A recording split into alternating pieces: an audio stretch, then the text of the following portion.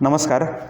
मी अध्यक्ष लायन प्राध्यापक सागर सर्वोत्तम कुलकर्णी तुम्हा सर्वांचं पुनश्च एकदा स्वागत करतो मनापासून मनापर्यंतच्या एका नव्या कोऱ्या करकरीत भागामध्ये. सर्वप्रथम सर्व श्रोतृवृंदांचं मी आभार व्यक्त करतो. तुम्ही ह्या कार्यक्रमावरती जो काही प्रेमाचा वर्षाव करताय, प्रतिक्रिया, कौतुक तुम्ही व्यक्त करताय, या सर्वांसाठी मी सूत्रसंचालक म्हणून आणि या कार्यक्रमाचे निर्माते लायन महेश वैद्य यांच्यातर्फे मी तुम्हा सर्वांचं मनपूर्वक मनापासून मनापर्यंत आभार व्यक्त करतो.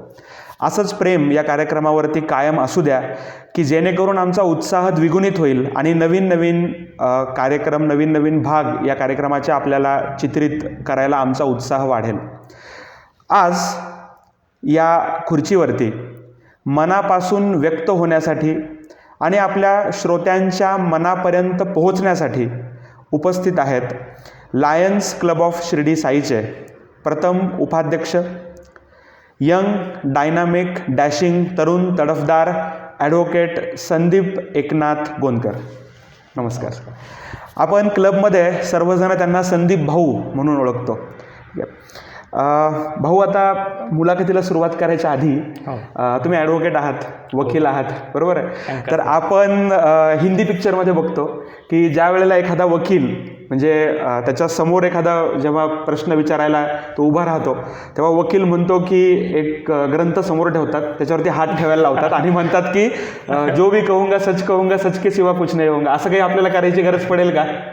तुम्हाला आवश्यकता वाटत असेल तर तुम्ही करू नाही, मला तसं काही गरज वाटत नाही, कारण की भाऊ नेहमीच मनापासून व्यक्त होतात. ठीक आहे. आणि आपल्या कार्यक्रमाचं नावच मुळात मनापासून मनापर्यंत आहे, त्यामुळे मला तरी असं वाटत नाही की भाऊंकरता या गोष्टीची गरज पडेल, कारण की ते आपल्याला सर्व प्रश्नांची अगदी मनापासून आणि मन मोकळे उत्तरं देतीलच. भाऊ, आपण प्रश्नांना सुरुवात करू. सगळ्यात पहिला प्रश्न, तुमचा जन्म कुठे झाला, तुमचं बालपण कुठे गेलं, तुमचं शालेय शिक्षण, महाविद्यालयीन शिक्षण कुठे पूर्ण झालं? माझा जन्म मुळात औरंगाबाद शहरामध्ये झाला. बरं. आणि त्याच्यानंतरचा जो कालावधी आहे तो कालावधी आपण ज्याला म्हणतो की लहान मूल असतं ते मोठं होतं, त्याला ज्या वेळेला समजायला लागतं की आपली आई कोण आहे, आपले वडील कोण आहे, आपल्या आजूबाजूला काय चाललंय, हे ज्या वेळेला नॉलेज येतं तिथून पुढे आपल्याला अवगत व्हायला लागतं की काय चालू आहे. तर त्या क्षणापासूनच्या आठवणी माझ्या मनामध्ये घर करून राहिलेल्या आहेत आणि त्याचा माझ्या जीवनावर खूप मोठा प्रभाव आहे. त्या गोष्टी सांगणं मला या ठिकाणी क्रमप्राप्त वाटतं, म्हणून मी आज मोकळ्या मनाने आमने सामने आहे, दिलखुलासपणे सांगायचं आहे म्हणून सांगतोय. मुळात औरंगाबाद सारख्या शहरामध्ये जन्म झाला आणि जेव्हा मला समजायला लागल्या सगळ्या गोष्टी, त्यावेळेला आमची कौटुंबिक परिस्थिती जी आहे ती परिस्थिती गावाच्या मानाने खूप चांगली होती, परंतु तसं बघायला गेलं तर ती अतिशय हलाखीची असं मी समजतो. कारण मी आई वडील मी असंच कुटुंब समजत होतो. आमचं सगळं एकत्र कुटुंब होतं आणि त्या काळामध्ये वडील डॉक्टर असल्या कारणाने आणि थोडासा संघर्षाचा काळ होता, त्याच्यामुळे वडिलांना काही कारणास्तव शिर्डी शहर सोडून वैजापूरला जाऊन राहण्याची परिस्थिती आली होती. आणि वैजापूर सारख्या तसं म्हणायला गेलं तर ते शहर, परंतु तो मागासलेला भाग, बरोबर आहे. मराठवाड्यातला जरी तो तालुक्याचं ठिकाण असलं तरी ते मागासलेलं. आणि त्या वैजापूरमध्ये आम्ही राहत होतो. वैजापूरमध्ये यशवंत कॉलनी नावाची एक कॉलनी आहे. त्या कॉलनीमध्ये कृष्णाराव कुंदे नावाचे एक इसम आहेत, आजही ते आहेत. त्यांच्याबद्दल अतिशय मनामध्ये खूप मोठ्या प्रमाणावर आदर आहे. आम्ही त्यांच्या घरामध्ये 2 खोल्या, म्हणजे ज्याला आपण 1 रूम किचन म्हणूया, अशा याच्यामध्ये आम्ही भाडोत्री म्हणजे भाडे तत्वावर राहत होतो. आणि परिस्थिती फार हलाखीची होती. वडिलांनी खूप संघर्ष केला, गरिबी म्हणूया आपण त्याला.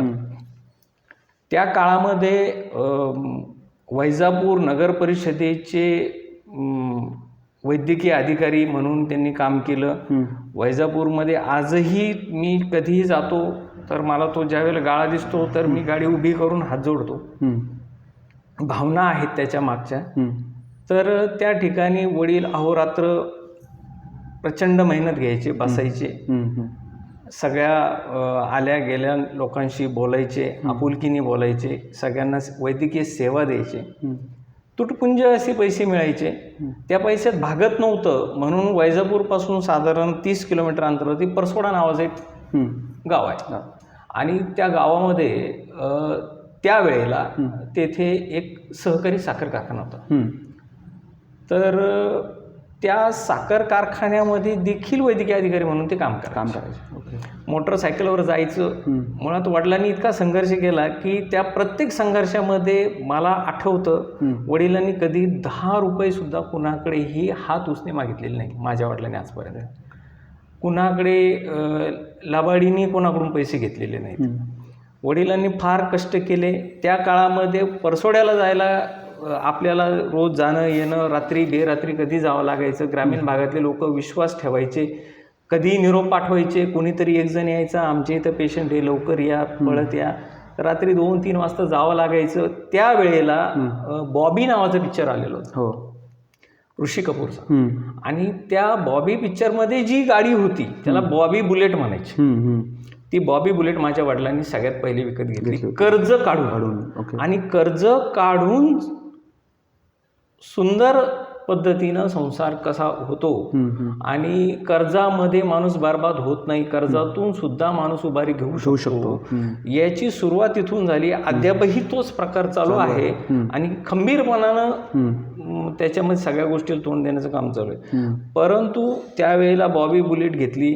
आम्ही त्या ठिकाणी राहत होतो. परिस्थिती फार वाईट होती आमच्याकडे. आज लोकांना वाटतं की संदीप गोंदकर आर्थिक born with golden spoon, silver spoon, he is brought up with a golden spoon. पण तशी परिस्थिती नाही आहे. आमच्याकडे खायला नव्हतं. बापरे. अशी वाईट बिकट परिस्थिती होती. कोणालाही पटणार नाही. आम्ही रॅशनचे तेल, रॅशनचे तांदूळ, गहू वशीला लावून ते आणायचे आणि त्याच्यामधून उदरनिर्वाह करायचा. परंतु आम्ही ह्या घटना कुणालाही सांगितल्या नाही. आणि आम्ही आमच्या परिस्थितीचा म्हणजे बाजार नाही मानला. आणि त्या परिस्थितीमध्ये आम्ही त्याच्यातून बाहेर पडलो.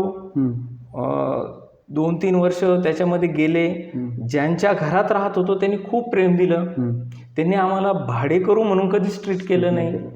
ते त्यांचे नातेवाईक म्हणूनच आम्हाला ट्रीट करत होते. आणि मी तर लहान होतो. लहान असताना देखील घर मालक होते. पण तो व्यक्ती कधीही सकाळचा असू संध्याकाळचा असू तो माणूस घरात ज्या वेळेला जेवायचा त्यावेळेला मला न घेता कधीच जेवला नाही तो माणूस. बापरे. म्हणजे मी तिथे जितके दिवस राहिलो तितके दिवस ते त्यांना आम्ही कुंदे मामा म्हणतो, त्यांच्या ताटात मी जेवलो. बापरे. आजही मी वैजापूरला कधी गेलो तर मी वैजापूरला त्यांच्या घरी गेल्याशिवाय गाडी पुढे नेतच नाही. आजही मी त्यांना भेटतो आणि आजही ते त्याच प्रेमाने त्याच आपुलकीने मला जेवल्याशिवाय घरातून जाऊ देत नाही. असे त्यावेळेचा तो काळ होता. फार काही लांबवण्यासारखं नाही आहे. पण त्याच्यातून मग आमचे आजोबा कैलासवासी भागचंद पाटील गोंदकर हे त्यावेळेला मग आले. त्यांनी सांगितलं की तुम्ही परत चला, आपल्याला अजून भरपूर काही प्रगती करायची आहे आणि तुमच्याशिवाय ते शक्य नाही आहे, तुम्हाला यावं लागेल. मग आम्ही वैजापूरमधून शिर्डीत आलो. तर शिर्डीत आल्यानंतर काय होतं की एकत्र कुटुंब असतं, वैचारिक मतभेद असतात, प्रत्येकाची वेगळी व्यवस्था असते. आम्हाला तशा प्रकारची व्यवस्था तिथे आल्यानंतर काहीच नव्हती. शिर्डीत आल्यानंतर आमचं जे तिथून आपण साध्या ग्रामीण भाषेत म्हटलं की बिराड, जे बिराड तिथून उचललं ते आमचं शिर्डीत आल्यानंतर डायरेक्ट गाड्याच्या खोलीत होतं. आजही त्या गोष्टीचं फक्त एकच साक्षीदार आहे. साई पॅलेस हॉटेल जे आहे शिर्डीमध्ये महालक्ष्मी मंदिराच्या समोर, त्या महालक्ष्मी मंदिराच्या समोरच्या हॉटेलमध्ये त्या प्रांगणामध्ये आजही एक नारळाचं झाड आहे. त्या झाडाच्या खाली आता मुंजोबा देवाचं प्रतिष्ठापना झालेली आहे. तर त्या झाडाच्या खाली ती खोली होती. त्या खोलीची म्हणजे त्या आम्ही घर म्हणूया त्याला, ते आमच्यासाठी घरच होतं. एक साधारण 10 बाय 10ची खोली होती, त्याच्यातच किचन आणि त्याच्यातच सगळं राहणं वगैरे सगळं. आणि वडील उभे राहिले आणि हात वर जर केले तर वरचा पत्रा हाताला लागत होता. बापरे. आणि गंजलेला सडलेला पत्रा, त्याची कल्पना नव्हती. पण ज्या वेळेला पाऊस सुरू झाला, पावसाळा आला, तर आमची आई तसं पाहायला गेलं तर खूप चांगल्या कुटुंबातून, म्हणजे घरची परिस्थिती चांगली असलेल्या कुटुंबातून अशा परिस्थितीमध्ये आलेली. आणि आमच्या आईचे जे मामा होते ते त्यावेळेला महाराष्ट्र राज्याचे उपमुख्यमंत्री होते, स्वर्गीय बॅरिस्टर रामरावजी आले. एक दिवस अशी घटना घडली की ते आम्हाला म्हणजे शिर्डीमध्ये आले आणि ते विचारत आले की डॉक्टर गोंदकर कुठे राहत. आणि त्यांना घर सापडलं तर त्यांना घरापर्यंत आम्ही येऊन दिलं नाही. त्याचं कारण असं होतं की पाऊस चालू होता आणि घरामध्ये पाऊस चालू असल्यामुळे ते घर आमचं सगळं गळकं होतं. भांडे कमी पडले आम्हाला, जिथं टपकायचं तिथं एक पातेलं ठेवायचं, अशी परिस्थिती होती. बापरे. आणि अशा परिस्थितीमध्ये आपल्या मामाला घरात कसं आणायचं, तर आम्ही त्यांना, आमचे चुलते होते, त्यांच्या घरामध्ये त्यांना त्या ठिकाणी बसवलं, तिथंच भेटलो आणि तिथूनच त्यांना समाचार दिला. तर ते तिथूनच गेले. परिस्थिती नंतर हळूहळू बदलली. मग वडिलांनी शिर्डीतही वैद्यकीय व्यवसाय केला. शिर्डीबरोबर वडिलांची पहिल्यापासून नाळ ही ग्रामीण भागाशी जोडलेली. त्यांना दुबळा, शेतकरी, कष्टकरी माणसाबद्दल पहिल्यापासून मोठ्या प्रमाणावर आपण जे म्हणतो प्रेम, ते त्यांच्यामध्ये भरभरून आहे. आणि ते दरवेळेला कुणी आलं की मोकळ्या सरळ हातानं देत असतात. बऱ्याच वेळेला त्यांचा आणि माझा वादही होतो की तुम्ही कशासाठी देत आहे, हे दिलं नाही पाहिजे. तर ते म्हणतात, अरे कसं असतं माहिती आहे का, आपण जे कमवलंय ना ते सगळं आपल्यासाठी नसतं. ज्याचं होतं तो घेऊन गेला, ते त्याचं होतं. दिलं ना मी, संपला विषय. आणि ह्या भावनेतून त्यांनी मग पिंपळवाडीमध्ये सुद्धा वैद्यकीय व्यवसाय केला. पिंपळवाडीमध्ये त्यांचा दवाखाना होता. त्या काळातले आजही बरेचसे लोक मला ज्यावेळेस पिंपळवाडी गावामध्ये ज्यावेळेला मी जातो त्यावेळेला सगळे लोक मला अभिमानाने सांगतात की आम्ही डॉक्टर साहेबांकडे जात होतो, डॉक्टर साहेबांकडे ट्रीटमेंट घेत होतो. बरेचसे जण असे भेटले की ते म्हटले की म्हणजे माझा जन्म डॉक्टर साहेबांच्या हातून झालेला आहे. अभिमानाने असं ऊर भरून येतो. तर अशी परिस्थिती आहे. त्याच्यामध्ये आम्ही त्याच्यातून संघर्ष करत पुढे चाललो. आता हे झालं बेसिक बालपणाच्या गोष्टी. आता येऊ आपण शिक्षणाकडे. प्रत्येकाला वाटतं की काहीतरी मोठ्या ठिकाणी शिकले असतील, मोठ्या लांबच्या कॉलेजमध्ये, असं तसं. तर तसं काही नाही. एक अतिशय सर्वसामान्य, सरळ, साध्या पद्धतीनं. आणि वडिलांनी संघर्षातून केलं आणि तोच संघर्ष आमच्या वाट्याला आला आणि ते आजही तो वाट्याला आहे. वडिलांची पहिल्यापासूनचं म्हणणं आहे की मेल्याशिवाय स्वर्ग दिसत नाही. बरोबर. त्याच्यासाठी मरावं लागतं. खरं. आणि ती मरण्याची तयारी ठेवायची. म्हणून ती कायम मरण्याची तयारी ठेवूनच मी वाटचाल करत राहिलो. म्हणजे कधी आपल्याला मरण येऊ शकतं. त्याच्यामुळे जो क्षण आपल्या समोर आहे त्या क्षणाचा पुरेपूर वापर आपण करायचा आहे. आणि आपल्यामुळे समाजाचं, इतरांचं किती फायदा होऊ शकतो, आपल्यामुळं समाजाचं किती फायदा होऊ शकतो ते आपण सगळं बघितलं पाहिजे. माझ्या जीवनाच्या शालेय शिक्षणाची सुरुवात झाली शिर्डी गावामध्ये. जिल्हा परिषद प्राथमिक शाळा केंद्र क्रमांक 2. आता ती शाळा कागदावर अस्तित्वात आहे, दुसऱ्या ठिकाणी गेली, मोठी झाली शाळा, आनंद आहे. पण ती जी शाळा होती, ती शाळा तुम्हाला कदाचित आठवत असेल नसेल मला माहीत नाही. त्यावेळेला आता जे साई कॉम्प्लेक्स आहे त्या ठिकाणी अशी पत्र्याची शाळा होती. मोठं चिंचेचं झाड होतं. झाडाच्या खाली आम्ही बसायचो आणि त्या ठिकाणी शाळेत जायचो. आणि शाळा जवळच होती. घंटा वाजली की मग घरून निघायचं. खाकी चड्डी, पांढरा शर्ट, डोक्यात टोपी, नायलनची पिशवी, एक कडीचा डबा असायचा. अख्ख्या मी ज्या रस्त्याने जायचो त्या प्रत्येकाला माहिती असायचं की याच्या डब्यात काय. आणि माझ्या डब्यात रोज एकच आयटम असायचा, तो म्हणजे रव्याचा लाडू. अच्छा. आणि तो माझा फेवरेट होता. तो कायम माझ्या डब्यामध्ये असायचा. आणि त्यावेळेला मला शिंदेबाई म्हणून शिक्षिका होत्या, अतिशय उत्कृष्ट, उत्तम. त्यांनी जे शिकवलं ते अप्रतिम होतं.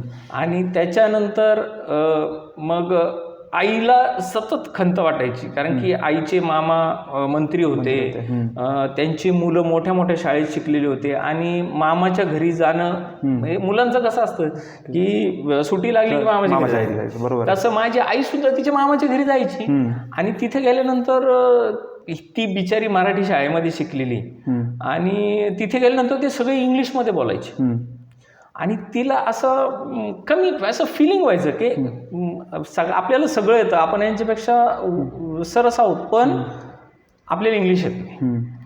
मग तिने एक पण केला होता, माझ्या आयुष्याचं काही हो पण माझे मुलं मी इंग्लिश मिडियमला शिकवणार.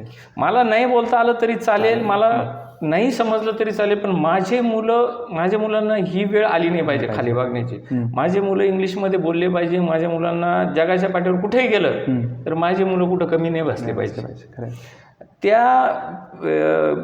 ती जिद्द मनात ठेवून वडिलांना इच्छा नसताना, वडिलांची पहिल्यापासून इच्छा, आजही माझे वडील सगळ्यांना सांगतात, अरे काय ते इंग्लिश मिडियममध्ये मुलं मराठी मिडियममध्ये शिकवा.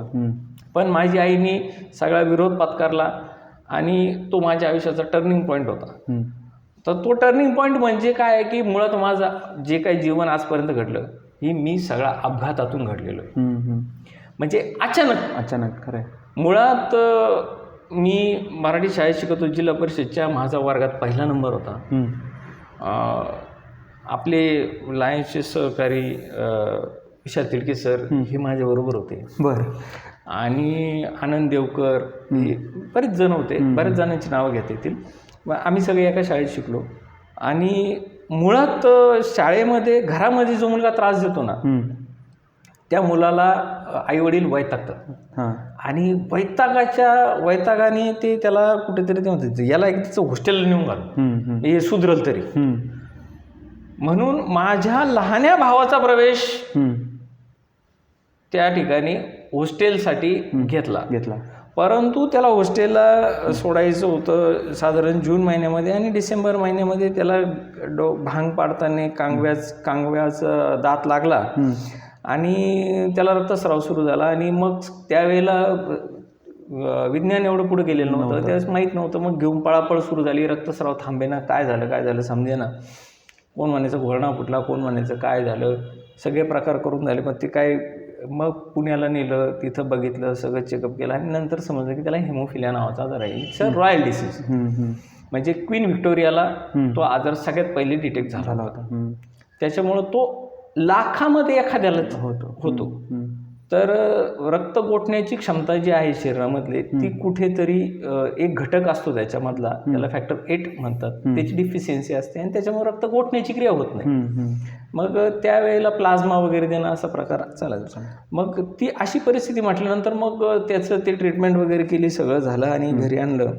मग आता याचे तर पैसे आपण भरले शाळेत, मग आता पैसे तर काय परत मिळणार नाही, परिस्थिती आपली तशी नाजूकच होती. मग आता एवढे त्या काळामध्ये 8,000 रुपये भरलेले होते आणि 8,000 आणि कर्मवीर शंकरराव काळे साहेबांनी त्यावेळेला गरिबांसाठी म्हणजे शेतकऱ्यांच्या मुलांसाठी एक योजना आणली होती की ज्याच्याकडे पैसे नाही त्यांनी त्या पैशाच्या बदल्यामध्ये एक गव्हाचं पोतं दिलं तरी सफिशियंट आहे. तर ते 8,000 प्लस एक गव्हाचं पोतं द्यायचं आणि वर्षभर राहायचं. तर त्याला पाठवता येत नाही, मग आता याचं काय करायचं. मग त्याच्या जागेवर बळी माझा गेला. मी पहिलीला परत रिपीट झालो. म्हणजे इकडं जिल्हा परिषद शाळेत पहिलीला होतो, तिकडे जाऊन परत गौतम पब्लिक स्कूलला मी परत पहिलीला गेलो.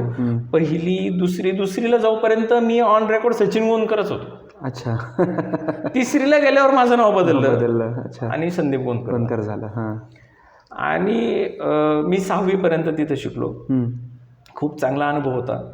पहिल्यापासून आई वडील म्हणजे ते म्हणतात आईच्या पदराला धरून राहणं. तर इमोशनल असं काही माझ्या आयुष्यात राहिलंच नव्हतं, कारण की मी पहिलीपासून हॉस्टेलला आणि पहिल्यापासून आई वडिलांपासून लांब राहणं, इमोशन्स फिलिंग्स याला कुठले थारा देत नाही.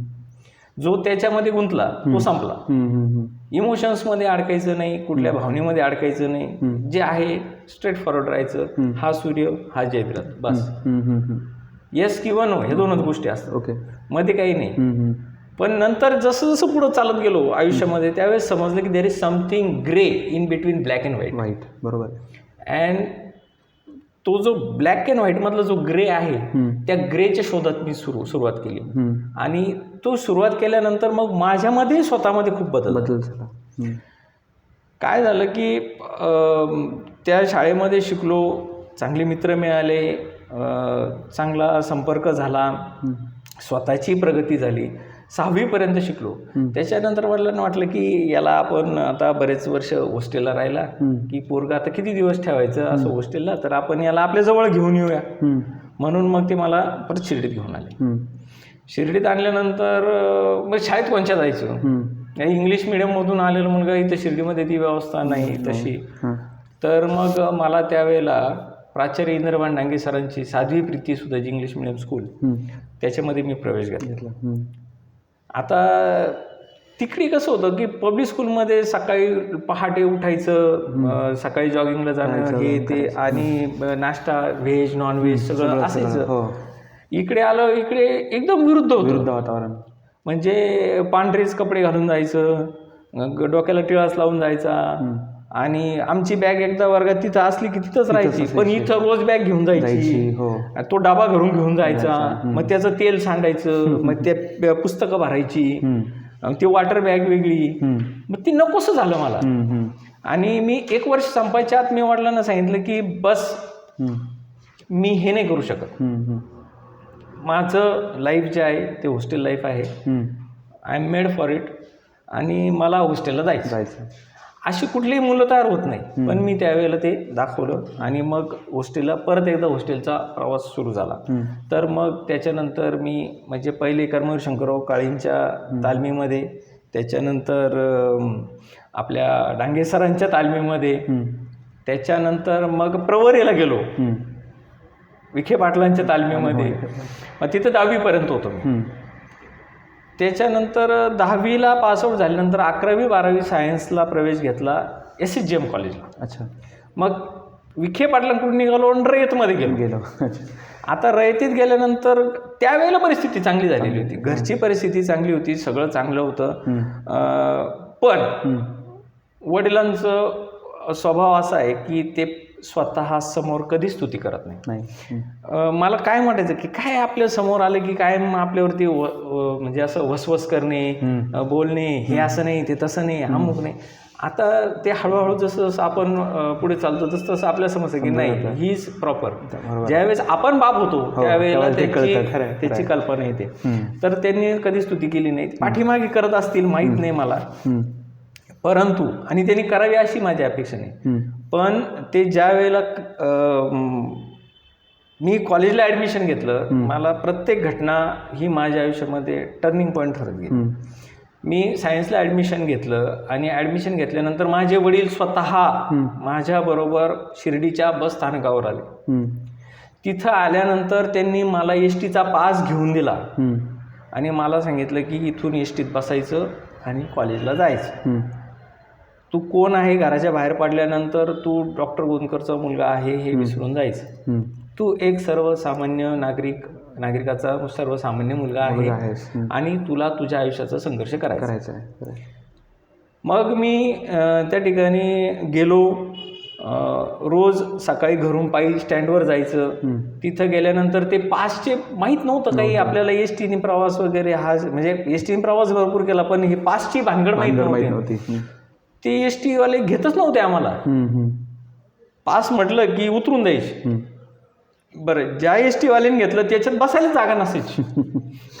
उभं राहून लटकत जायचं, जिथं जागा मिळेल तसं लोटालोटीमध्ये जायचं. इथून बस निघाली की ती बस आम्हाला सोडायची कोपरगावच्या साईबाबा तिथे साईबाबा कॉर्नर म्हणतात, तिथे उतरायचं. तिथून पायी पायी कर्मवीर भाऊराव विद्यालय जे आहे त्या विद्यालयाच्या प्रांगणातून पायी पायी SSGM कॉलेजला जायचं, कॉलेज करायचं. आणि संपूर्ण, आणि मला माझ्या आयुष्यामध्ये मी बाहेरचे मित्र जास्त केले. शिर्डीमध्ये मला कोणी मित्र नाही. कोणी शोधण्याचाही प्रयत्न केला तर कोणाला चुकूनही सापडणार नाही की हा याचा खास मित्र आहे याच्याकडे असतो.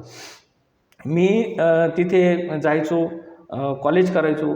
सायन्सला असल्यामुळे ते 5:30-6 वाजेपर्यंत कॉलेज जायचं. संध्याकाळच्या म्हणजे सेकंड शिफ्टमध्ये प्रॅक्टिकल्स असायचे आणि डाबा घेऊन जायचो. तर मग डाबा खायचा, मग ते एखाद्या झाडाखाली बसायचं. एक पाणीच टाकी तिथे, म्हणजे सायन्स आणि आर्ट्स कॉमर्स फॅकल्टीच्या मध्ये एक पाण्याची टाकी आहे, शेवाळ आलेलं असतं त्याला पाणी असं, आणि तिथे झाडाखाली बसून जेवायचो. तर माझा त्यावेळी एकच जोडीदार होता. आम्ही 2 जण बसायचो. आज नाव सांगतो मी, मोठा माणूस आहे पण अभिमान आहे मला.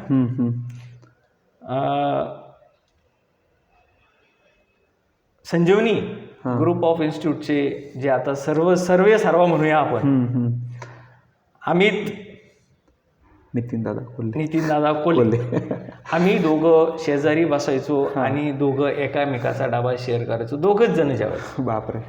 आम्ही दादा सुद्धा घरची एवढी चांगली परिस्थिती असताना देखील त्यावेळेला सायकलवर कॉलेजला येत होते. 11वी-12वीचं कॉलेजचं शिक्षण चालू असताना वडिलांनी विधानसभेची निवडणूक लढवली. 11वी-12वीचा लोड किती असतो, हल्ली पोरं किती प्रयत्न करतात, किती मेहनत घेतात. त्या मेहनत घेण्याच्या काळामध्ये मला विधानसभेचा प्रचार करावा लागला आणि खेडोपाडी जाऊन, आणि तो एक वेगळा विलक्षण अनुभव होता. तो सगळा अनुभव घेतला आणि त्याच्यातून शेवटी काय राजकारण आहे, ते जे व्हायचं ते होतच असतं. कोणीतरी जिंकतं, कोणीतरी हारतं, त्याच्यातूनच घडत असतं. हारतो तो पण खूप काही जिंकलेला असतो. बरोबर आहे. किंबहुना जो जिंकला त्याच्यापेक्षा जो हारतो तो जास्त जिंकलेला असतो. बरोबर आहे. तर त्याच्यातून मग ते 12वी झाली. 12वी झाल्यानंतर वडिलांची इच्छा होती की माझा मुलगा IAS ऑफिसर झाला पाहिजे. मग त्यांनी काहीतरी BA BCom घ्यावं, बेसिक ग्रॅज्युएशन करावं आणि त्याच्यानंतर त्यांनी UPSC MPSCची तयारी करावी. आणि माझं तर मत ठाम झालेलं होतं की मी सगळं काही करेल पण मी गुलामी करणार नाही. कारण की मी बघितलं होतं 7वी-8वी झालेले लोक मंत्री होतात आणि त्यांना IAS ऑफिसर सॅल्यूट मारतात. म्हटलं मी काही करणार नाही. स्वाभिमान खूप मोठा आहे. तर मी त्यांचं ते झुगारून लावलं. मग मी आईची अशी इच्छा होती की मी इंजिनियर व्हावं. त्यावेळेला कॉम्प्युटर इंजिनियरचा फार मोठा म्हणजे सुळसुळाट होता, ट्रेंड की कॉम्प्युटर इंजिनियर झाला पाहिजे, फॉरेनला गेला पाहिजे, असं झालं पाहिजे तसं. आणि मला इंजिनियर व्हायचंच नव्हतं.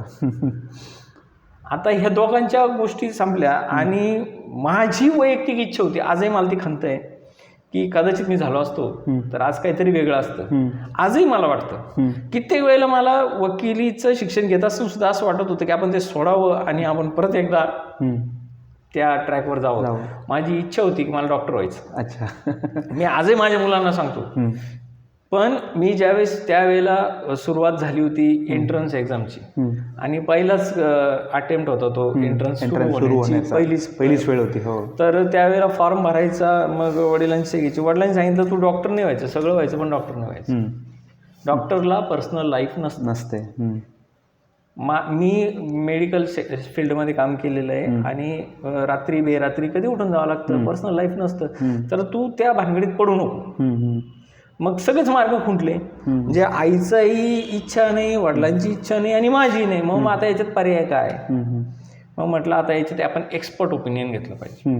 मग सुट्टीच होती. मग सुट्टीमध्ये जायचं. मग त्यावेळेला कैलासवासी बॅरिस्टर रामरावजी अधिकांच्या घरी गेलो आणि सगळं झाल्यानंतर मग त्यांनी सांगितलं की you last and best option you go for law. तुझ्या आयुष्यामध्ये तुला क्षणोक्षणी पदोपदी तुला ते कामं येईल. कायदा असा आहे की हे जग सगळं कायद्यावर चालतं आणि किमान एक गोष्टीची खात्री असते की आपल्याला कोणी मूर्ख नाही करू शकत. बरोबर आहे. आपल्याला कोणी वेड्यात काढू शकत नाही, कोणी मूर्खात काढू शकत नाही.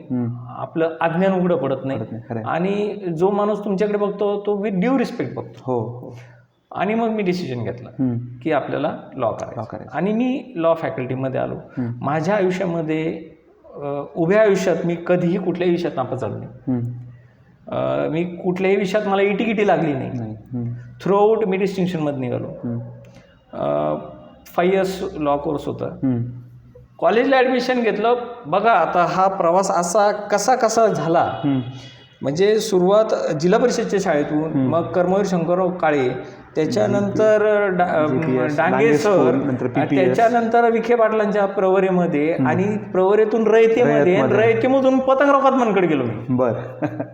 भारती विद्यापीठामध्ये त्यावेळेस लॉ कॉलेज नवीन डीम्ड युनिव्हर्सिटीची फर्स्ट बॅच होती. ओके. आमचं काही 4 खोल्यामध्ये कॉलेज चालायचं त्यावेळेला. आता 6 मजली बिल्डिंग सेपरेट झाली. तर त्या कॉलेजमध्ये ॲडमिशन घेतलं. बरं, कॉलेजला घेतलं ॲडमिशन, मग राहायचं कुठं? तर कुरुक्षेत्रात गेलो मी राहायला. कुरुक्षेत्र म्हणजे बारामती हॉस्टेल. ओके. सन्माननीय शरद पवार साहेबांच्या तिथे प्रवेश मिळणं फार अवघड आहे. सगळ्या आमदारांचे, मंत्र्यांची मुलं तिथं असतात, तिथं वशिल्याशिवाय मिळत नाही. पण आम्ही ते जमवलं आणि ॲडमिशन घेतलं. आणि त्यात गौरवाने, अभिमानाने मला एक गोष्ट सांगायची अशी आहे की माझ्या आयुष्यात म्हणजे मला मुलगा झाल्यानंतर, मुलगी झाल्यानंतर त्यांना मी लगेच 1 वर्ष झालं की लगेच सायकल. माझ्या आयुष्यात मी पहिली सायकल घेतली लॉला ॲडमिशन घेतल्यावर. बरं. आणि पुण्यामध्ये त्या काळात मी सायकलवरती कॉलेजला. ओके. मी कॉलेज सायकलवरती केलं. मग सायकल वडिलांनी काय घेऊन दिली? मोटरसायकल घेऊन देऊ शकत होते. तेव्हा नाही, इथं सिग्नल समजणार नाही, नवीन शहर आहे, कुठं पडला काही झालं तर तू सायकलवर जा, तुला कोणी अडवणार नाही, काही नाही, नो एंट्रीत घुसलं तरी काही प्रॉब्लेम नसतो. पण मी सायकलवर पूर्ण पालथा घातला. ओके. पुण्याची गल्लीनं बोळ मला माहिती झाली. आणि सगळ्यात जमेची बाजू म्हणजे मला तिथे इतके उत्तम मित्र मिळाले. आणि जे काही मित्र मला मिळाले, ज्या सुरुवातीला मी प्रवेश घेतला त्यावेळेला ज्यांनी माझा प्रवेश करून दिला होता त्यांनी मला एक कानमंत्र दिला होता की तू ह्या कुरुक्षेत्रात आला, म्हणजे ह्या हॉस्टेलला आला म्हणजे हे कुरुक्षेत्र आहे राजकारणाचं. याच्यामध्ये तुला फक्त एक नियम पाळायचा, तोंड बंद, कान आणि डोळे उघडे ठेवायचे. याच्यातून तू घडणार. आणि मी तेच केलं. प्रचंड मोठा मित्र परिवार, अतिशय चांगले मित्र, जीवाला जीव देणारे मित्र, कुठल्याही प्रकारच्या अपेक्षा नाही, काही नाही, खूप चांगले मित्र मला मिळाले. आणि अभिमान वाटतो मला की माझे मित्र अशा खूप मोठ्या बलस्थानावरती आज काम करतायत. आणि कधी कधी वाटतं की आपणच मागे राहिलो. म्हणजे माझे बरेचसे मित्र मंत्री आहेत, काही मंत्री होऊन गेलेत, काही आमदार आहेत, काही खासदार आहेत, काही इंटरनॅशनल लेवलला बिझनेस करतात, खूप मोठे प्रस्थ झालेत, मोठे इन्स्टिट्यूट्स चालवतात. आणि ते बघितल्यानंतर वाटतं की अरे आपण त्यांच्यापेक्षा सरस होतो पण आपण मागे राहिलो. पण हरकत नाही, माणूस भविष्यामध्ये हळूहळू पुढे जाणारच आहे, होणार आहे. आणि मग ते झाल्यानंतर मग त्याच्यानंतर 5 वर्षाचा ते लॉ कोर्स पूर्ण केला. आणि ज्या दिवशी पासआउट झालो त्याच दिवशी तिथून रिझल्ट घेतला. आणि दुसऱ्या दिवशी मुंबईचं हायकोर्ट गाठलं, बार काउन्सिलला जाऊन रजिस्ट्रेशन केलं. आणि तिसऱ्या दिवशी शिर्डीला आलो, बॅग भरली. 4थ्या दिवशी मी औरंगाबाद गाठलं. अच्छा. 1 दिवसाचाही मी वेळ वाया घातलेला नाही. आणि तिथून माझी वकिलीचा व्यवसाय सुरू झाला. आणि मग तुम्ही औरंगाबादमध्ये हायकोर्टमध्ये आपली वकिलीची प्रॅक्टिस जी आहे ती सुरू केली. तिथे जेव्हा तुम्ही म्हणजे आता वकिलीकडे येऊ, तुम्ही आता असा उल्लेख केल्यामुळे माझी उत्सुकता वाढली आहे की तुमच्या मित्रांची नावं सांगा ना आम्हाला, कोण कोण आहेत? म्हणजे मंत्री होऊन गेले, खासदार होऊन गेले. आता सध्या विधिमंडळामध्ये माझे मित्र सध्या आमदार आहेत. ॲडव्होकेट राहुल कुल आहेत. ओके. दौंडचे. हो, दौंडचे आमदार, ते माझे मित्र आहेत. बरं. त्याच्यानंतर राजस्थानचे जे मुख्यमंत्री आहेत अशोक गेहलोत, त्यांचे चिरंजीव आहेत वैभव गेहलोत, ते आता आमदार आहेत. त्यांचे वडील मुख्यमंत्री आहेत. त्याच्यानंतर आमचे एक मित्र आहेत ते तुळजापूरला काँग्रेसचे अध्यक्ष, जिल्हा अध्यक्ष आहेत, जिल्हा परिषदचे पण अध्यक्ष होते, धीरज पाटील म्हणून आहेत. टोपे कुटुंबाचा फार जवळचा माझा स्नेहाचा संबंध आहे. संभाजी ॲडव्होकेट संभाजी पाटील टोपे, अमोल टोपे, राजेश भैया, हा म्हणजे घरचा असल्यासारखाच तो सगळा मित्र परिवार. म्हणजे माझ्या घरामध्ये जे राजकीय वलय आहे, जे संबंध नातेसंबंध आहे, त्याच्या व्यतिरिक्त हे जे माझे सगळे मित्र जोडलेले आहेत, हे आता किसानवीर सहकारी साखर कारखान्याचे व्हाईस चेअरमन आहेत राहुल घाडगे, ते माझे मित्र आहेत. विजय कदम आहेत, ते राष्ट्रवादी युवकचे अध्यक्ष नाही पण त्या कार्यकारिणीवरती पहिल्यापासून सक्रिय काम करतात. पवार साहेबांचे अतिशय जवळचे आहेत. डी वाय पाटील इन्स्टिट्यूटचं काम बघणारे माझे मित्र जे बंटी पाटील आता सध्या मंत्री आहेत त्यांचे मेहुणे सुशांत पाटील ते माझे मित्र आहेत. असे बरेच खूप मोठा म्हणजे यादी संपणार नाही. जयकुमार रावल आहेत, संभाजी पाटील निलंगेकर आहेत, खूप मोठी यादी आहे. मी तुम्हाला खरं सांगतो की तुम्ही आत्ता जो प्रवास सांगितला सगळा अगदी बालपणापासूनचा, तो खरंच माहीत नव्हता आणि तो खरंच अचंबित करणारा होता. तो खरंच आम्हाला कोणालाच माहीत नव्हता. तुम्ही खरंच शेअर केला त्याबद्दल धन्यवाद. आता तुम्ही औरंगाबादमध्ये वकिलीची प्रॅक्टिस सुरू केली, तर त्या ठिकाणी सुद्धा आता प्रॅक्टिस सुरू केल्यावरही तुम्हाला खूप अडचणींचा सामना करावा लागला असेल. त्यामध्ये तुम्ही कुठल्या प्रकारचे केसेस लढवायचे आणि नंतर तुम्ही तिथे प्रसिद्ध वकील म्हणून कसे तुमचा प्रवास सुरू झाला? कसं काय झालं, वकिलीचा व्यवसाय सुरू केला तर आपण म्हणतो ना की माझ्याकडे सगळं अचानक होत गेलं. अपघात. मी पहिल्या दिवशी कोर्टात गेलो आणि जे मला सिनियर लाभले होते तर त्यांनी मला सांगितलं की पहिलाच दिवस होता, आपल्याला काहीच कल्पना नाही, काम कसं चालतं, कोर्टरूम कोणची, कोर्ट कसं, कुठे, काय, काहीही माहिती नाही. आणि त्यांनी माझ्या हातात ब्रीफ दिली आणि मला साधं सांगितलं की तुला अशा अशा कोर्टामध्ये जायचं. जस्टिस मुन्शी साहेबांचं कोर्ट होतं, त्या कोर्टामध्ये मला पाठवलं. यांनी मला म्हटलं की हे मॅटर आहे आणि ते मॅटर आपल्याला विड्रॉ करायचं विथ पार्टीच्या कन्सेंट. तर म्हटलं ठीक आहे, काय हरकत नाही. मी एकदम असा जोशामध्ये गेलो आणि तिथं गेल्यानंतर ज्या वेळेला ती परिस्थिती बघितली आणि म्हटलं अरे इथं अवघडच कार्यक्रम दिसतोय. पण तो प्रसंग असा होता की त्याच्यातून मी बाहेर पडलो आणि त्याच्यानंतर मग हळूहळू कॉन्फिडन्स बिल्ड व्हायला लागला. आणि मग ती वकिलीची सुरुवात झाली. वकिली सुरुवात त्या काळामध्ये इतका वेगळा विचित्र अनुभव माझ्या आयुष्यात येतो. म्हणजे आपण कोण आहे, घरचं काय आहे, हे पहिल्यापासून ठरवलेलं की आपलं बॅकग्राऊंड कुणाला सांगितलं. मी लॉ कॉलेजमध्ये सुद्धा असताना मी कधी सांगितलं नाही. मी ज्या लॉ कॉलेजमध्ये होतो त्या लॉ कॉलेजमध्ये सुद्धा मी कधी कोणाला सांगितलं की बाबा राज्याचा लॉ मिनिस्टर माझा आज आहे. म्हणजे त्याचे अनड्यू ॲडव्हान्टेजेस आपण कधी घेतले नाही. बरोबर. मी कधी कुणाला सांगितलं नाही. आजही मी समाजात वावरतो, मी कधी कुणाला सांगते मी डॉक्टर गोंदकरचा मुलगा आहे. बरोबर आहे, सांगत नाही. खरं. आणि ह्या सगळ्या गोष्टी आता सांगत नाही म्हणजे काय, मला सांगण्याबद्दल मला काहीतरी कमीपणा वाटतो अशातला भाग नाही. पण आपलं जे आहे ते आपल्या याच्यावरती आपण तयार करायचं, स्वतः सिद्ध झालं पाहिजे. वडिलांचं नाव आहे, आजोबांचं नाव आहे, पण कुबड्या घेऊन आयुष्य निघत नाही. बरोबर आहे. त्याच्यासाठी पाय बळकट करायला लागतात. खरं. आणि ते पाय बळकट करण्याचं काम मी चालवलं. वकिली व्यवसायामध्ये आलो तर माझे सिनियर होते, त्यांच्या गाड्या धुतल्या मी. बापरे. त्यांच्या मुलांना ट्युशनला घेऊन जात होतो, त्यांचा भाजीपाला आणून देत होतो, त्यांचे पिठाचे दळणाचे डबे आणून देत होतो, ऑफिस झाडत होतो. हे सगळे कामं केली मी. हे कामं करायचे, स्वतः डबा घेऊन जायचा, भाड्याच्या खोलीत राहायचं, हे सगळे प्रकार मी केले, संघर्ष केला. आणि मग तो संघर्ष केल्यानंतर मग हळूहळू त्याच्यामध्ये वाढ होत गेली आणि कामही मिळत गेले चांगल्या पद्धतीने. पक्षकारही चांगले मिळाले. प्रत्येक पक्षकार काहीतरी नवीन शिकून गेला आणि एक म्हणजे मी सॅटिस्फाईड आहे त्याच्यामध्ये. आता प्रत्येकजण मला विचारतो तुमची घरची परिस्थिती इतकी चांगली, सगळं काही चांगलं, वडील राजकारण करता, मग तुम्ही राजकारण करायला पाहिजे, राजकारण तर तुम्ही इकडं काय करता, तुम्ही मतदारसंघात फिरलं पाहिजे, लोकांना भेटलं पाहिजे. पण मी असं ठरवलं होतं की मतदारसंघात फिरून राजकारणामध्ये लोक तुम्हाला नमस्कार करतील, भाऊ दादा म्हणतील, तुम्हाला घरी बोलवतील, तुम्हाला जेव घालतील, तुम्हाला चहा पाजतील, पण तुम्हाला लोकांच्या वेदना समजणार नाहीत. वेदना जर समाजाच्या समजून घ्यायच्या असतील आणि समाजासाठी तुम्हाला राजकारणात यायचं असेल तर समाजाचं जे काय अडचणी आहेत त्या अडचणी तुम्हाला खोलात जाऊन समजून घ्यायच्या असतील तर त्यासाठी तुम्हाला वकिली करणं गरजेचं आहे. मग वकिली करत असताना तिथे लोक नानाविध प्रकारच्या समस्या घेऊन येत असतात आणि त्याचे सगळे मार्ग बंद झालेले असतात म्हणून तो कोर्टात आलेला असतो. बरोबर आहे. आणि तो सगळा भरोसा आपल्यावर टाकतो. बरोबर. आणि त्याच्यासाठी आपण लढत असतो. बरोबर आहे.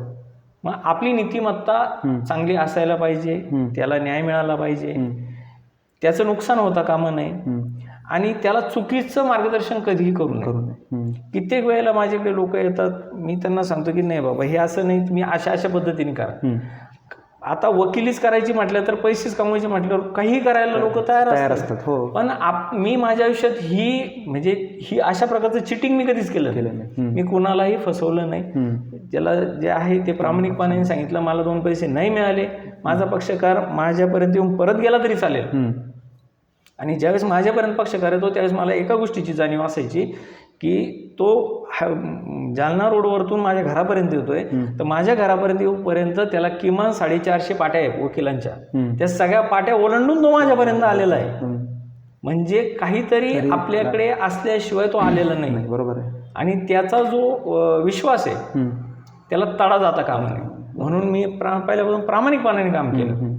पैसे कमवायचे म्हणून नाही, पण देश किंवा जनता समस्या लोकांच्या कशा आहेत, कुठं आहेत आणि आपण कुठल्या वळणावर आहोत, आणि आपण उद्या भविष्यात जरी राजकारणात आलो तरी आपल्याकडून लोकांना काय अपेक्षा आहेत हे लोकांना सांगायची वेळ नाही आली पाहिजे. बरोबर आहे. आपल्याला समजलं पाहिजे की त्यांना काय पाहिजे, ते न मागता आपण देऊ शकलो पाहिजे, तर आपण यशस्वी आहोत. असं त्याच्या मागचा हेतू. तुमच्याकडे त्या काळामध्ये कोणत्या प्रकारच्या केसेस तुम्ही लढवायचे? मी कोऑपरेटिव्हमध्ये काम केलं, सहकारी संस्थेमध्ये, साखर कारखाने असतील, सूतगिरण्या असतील, त्याची कामं केले. मी सिडको जे आहे महाराष्ट्र शासनाचं, सिडकोची कामं मी बघितले. त्याच्यानंतर मी क्रिमिनलमध्ये खूप छान पद्धतीने काम केलं. क्रिमिनलचं ड्राफ्टिंगचं काम खूप मोठ्या प्रमाणावर माझ्या हातून झालं, त्याचा मला खूप आनंद वाटतो. माझा त्यावेळेला खूप मोलाचं मार्गदर्शन स्वतःच्या मुलासारखं घेऊन बसून शिकवणं, सांगणं हे मला लाभलं. ते कुणाला सहजासहजी मिळत नाही. माझ्या ज्या सिनियर होत्या, मी नाव घेईल, प्रोटोकॉल म्हणतात पण थोडंसं आपण त्याला बाजूला ठेवूया. जस्टिस साधना जाधव आहेत, त्यांनी मला खूप मनापासून प्रेमाने जीव लावलं. त्यांनी मला सगळे खाचे खोचे त्यातले समजून सांगितले. One of the leading practitioners. म्हणजे औरंगाबादच्या हायकोर्टामध्ये क्रिमिनल साईडला लेडीज प्रॅक्टिस जवळपास नाही म्हटलं तरी चालेल, पण त्यांची प्रॅक्टिस होती आणि हेवी प्रॅक्टिस होती. म्हणजे कुठलाही आरोपी असेल तो पहिले साधना जाधवला अप्रोच होणार आणि नंतर दुसऱ्याकडे जाणार, अशी परिस्थिती होती. हेवी बोर्ड असायचं, खूप काम असायचं. आणि एवढं काम असताना सुद्धा त्यांनी मला खूप जीव लावलं, शिकवलं आणि त्यांनी घडवलं. म्हणजे जो क्रिमिनल लॉ आहे तो क्रिमिनल लॉ खऱ्या अर्थाने मला जो समजला तो मला त्यांच्यामुळे समजला. मी अभिमानाने सांगतो आणि मी शेवटपर्यंत सांगत राहणार की त्यांचा माझ्या जीवनावर खूप मोठा प्रभाव आहे. अतिशय उत्कृष्ट शांत पद्धतीने आर्ग्युमेंट कसं करावं, कोर्ट कितीही विरोधात असलं तरी ते आपलंसं कसं करून घ्यायचं, आपल्याला जे हवं ते त्या कोर्टाकडून कसं मिळवायचं, हरलेली बाजी सुद्धा कशी पलटून आणायची, हे जे तंत्र आहे ते खूप उत्कृष्ट पद्धतीनं मी त्यांच्याकडून शिकलो. आता क्रिमिनलमध्ये कुठल्या तरी विशिष्ट कारणासाठी कुठल्याही, ठीक आहे, तुम्हाला तुमच्या स्मरणात राहिलेली अशी एखादी केस कधी इंटरेस्टिंग असेल किंवा काहीतरी त्याच्यामध्ये तुम्हाला ती लक्षात राहिली कुठल्या तरी विशिष्ट कारणासाठी, अशी एखादी शेअर करा ना आमच्यासोबत. विनोद म्हणून सांगतो मी. क्रिमिनल काय क्रिमिनल असतात. आणि एक पक्षकार होता, तो आपल्याच म्हणजे आपल्याच तालुक्यातला, आणि त्याचं एक साधं छोटंसं मिठाईचं दुकान होतं. बरं. आणि त्या मिठाईच्या दुकानामध्ये त्याचं तो जे सामान घ्यायचा तो किराणा दुकानातून घ्यायचा. आणि त्या किराणा दुकानातून सामान घेतलं की तो असा घेतल्यानंतर लिहून ठेवायचं आणि नंतर त्याचं बिल द्यायचं, असं उधारीमध्ये, असं त्याचा प्रकार होता. तर त्याची काहीतरी परिस्थिती डबघाईला गेली थोडीशी आणि तो काही पैसे देऊ शकला नाही. मग त्यांनी चेक दिला होता आणि त्याचा तो चेक बाउन्स झाला. त्याने 2 चेक दिले होते, दोन्ही बाउन्स झाले होते. आता ते दोन्ही चेक बाउन्स झाल्यानंतर त्याचं राहत्याच्या कोर्टामध्ये प्रकरण चाललं. त्याच्यामध्ये त्याला दोषी आढळला, त्याला शिक्षा झाली. ती शिक्षा झाल्यानंतर त्यानं अपील केलं कोपरगावच्या सिनियर डिव्हिजनला आणि तिथे सुद्धा ते कन्फर्म झालं. मग त्याची पत्नी आणि त्याचा मेवणा दोघं जण माझ्याकडे आले आणि ते म्हणले की काही करा पण त्याला बाहेर काढा. म्हटलं मी काढीन.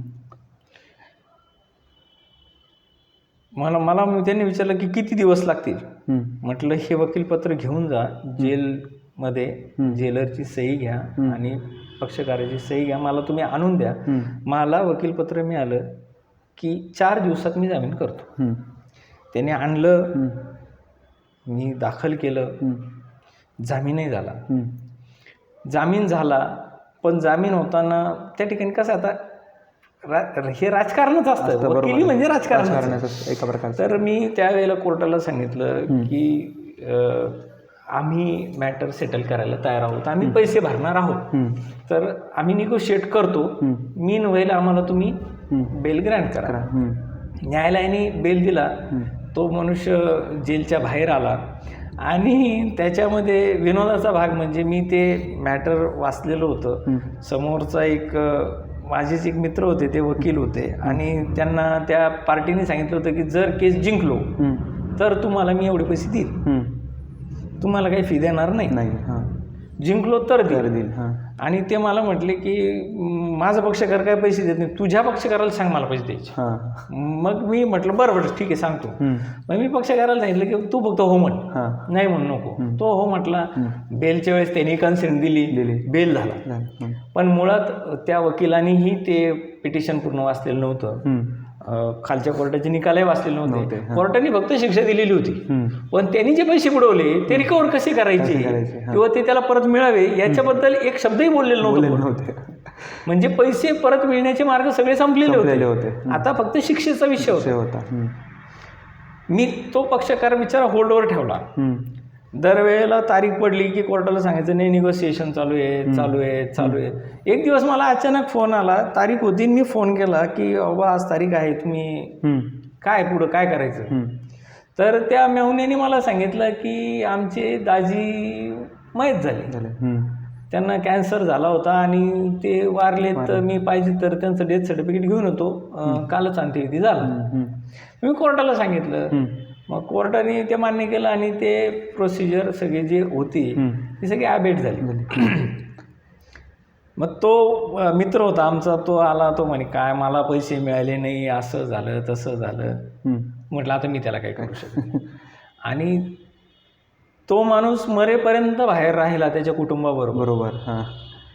आणि त्याच्या कुटुंबावरती ते पैसे देण्याचंही बर्डन नाही राहिलं. हो, म्हणजे हा विनोदी किस्सा आहे की असे प्रकार घडतात. हो. आता एवढं तुमचं म्हणजे करिअर, आता आपण असं म्हणूया की फुलायला लागलं होतं औरंगाबादमध्ये. तुम्ही एक सक्सेसफुल लॉयर म्हणून तुम्ही तिथे प्रसिद्ध होत होता. पण इतक्या आपण म्हणूया की करिअरच्या सर्वोच्च शिखरावरती असताना तुम्ही शिर्डीला येण्याचा निर्णय का बरं घेतला? सगळं सोडून शिर्डीला यायचा निर्णय का बरं घेतला? आणि तुमच्या बोलण्यात असं तुम्ही सांगितलं की तुमच्या वडिलांनाही तुमचे आजोबा घ्यायला आले होते, तसंच काही इथं घडलं का? सेम स्टोरी आहे. माझ्यासाठी माझ्या जीवनामध्ये कुटुंब हेच माझ्यासाठी सगळं काही. मला काही पाहिजे असलं लहानपणापासून तर मी ते कुठलंही मुलं असलं ते वडिलाकडे नाही, ते आईकडे मागतं. तसं आम्ही आईकडे अटॅचमेंट होते. जसं जसं मोठं होत गेलो तसं मग नंतर समजायला लागलं. आणि मग नंतर विचार केला की आपण वडिलांशी बोललोच नाही, वडिलांना सांगितलंच नाही. दरवेळेला आईलाच सांगितलं तर वडिलांना काय वाटत असेल की माझी मुलं माझ्याशी का बोलत नाही, ते मला का मागत नाही, मला का सांगत नाही. मग मी ठरवलं की जे वडिलांकडून पाहिजे ते वडिलांकडेच मागायचं, जे आईकडून पाहिजे ते आईलाच मागायचं. आणि आपली गरज म्हणजे आपण लहानचं मोठं झालो, इथपर्यंत आलो, हे आईवडिलांचा संघर्ष आपण बघितलेला आहे, आपण कशा परिस्थितीतून आलो. आणि आपली गरज आपल्या उभ्या आयुष्यामध्ये सगळ्यात जास्त फर्स्ट जे आपण ज्याला पहिलं प्राधान्य म्हणूया ते आपली आई आणि वडील असतात. त्यांना माझी गरज आहे, त्यांच्यासाठी मी जग सोडून यायला तयार. सगळे दुनिया जरी काही म्हटली आणि सगळं चुकीचं होत असलं आणि माझे वडील म्हटले की नाही आपल्याला असं करायचं, ते चुकीचं मलाही वाटत असलं, आजही मला बरेच वेळेस वाटतं की नाही हे चुकीचं आहे, पण ते म्हटले ना की हे असं आहे आणि असं करायचंय तर मी ते करतो. फक्त मी माझं मत प्रदर्शन करतो की नाही हे असं नाही, असं असं करायला. आता जशी जशी परिस्थिती बदलती तसं तसं बघ प्रत्येक माणसामध्ये बदल होत जातो. आता वडिलांनाही वाटायला लागलं की नाही हा सांगतोय त्याच्यामध्ये काहीतरी तथ्य असतं. मग आता ते पण थोडंसं म्हणजे आधी आपण म्हणतो ना हलके मेले ते तुमचं मत तर आता ते थोडंसं आपल्या मताला किंमत हो घरामध्ये यायला लागली की ती बाहेरही यायला लागते. बरोबर आहे. घरातला जर तुम्हाला भाऊ म्हटला तर बाहेरचे भाऊ म्हणतात. बरोबर. घरातलं शेंबडं म्हटलं की बाहेरचे शेंबडच म्हणतात. बरोबर आहे. तर त्याच्यामुळे ही सुरुवात घरातून असते. तर घरातल्यांच्या मताचा घरातल्यांच्या विचारांचा सन्मान केला पाहिजे म्हणून मी तो सन्मान करत आलो, पुढेही करत राहणार. आणि माझ्यासाठी माझे वडील हेच सर्वस्व. खरं. ते काही म्हटले ते म्हटले ह्या विहिरीमध्ये पाणी नाही तू उडी मार, मी हाय काही होणार नाही, मी मारणार. खरं.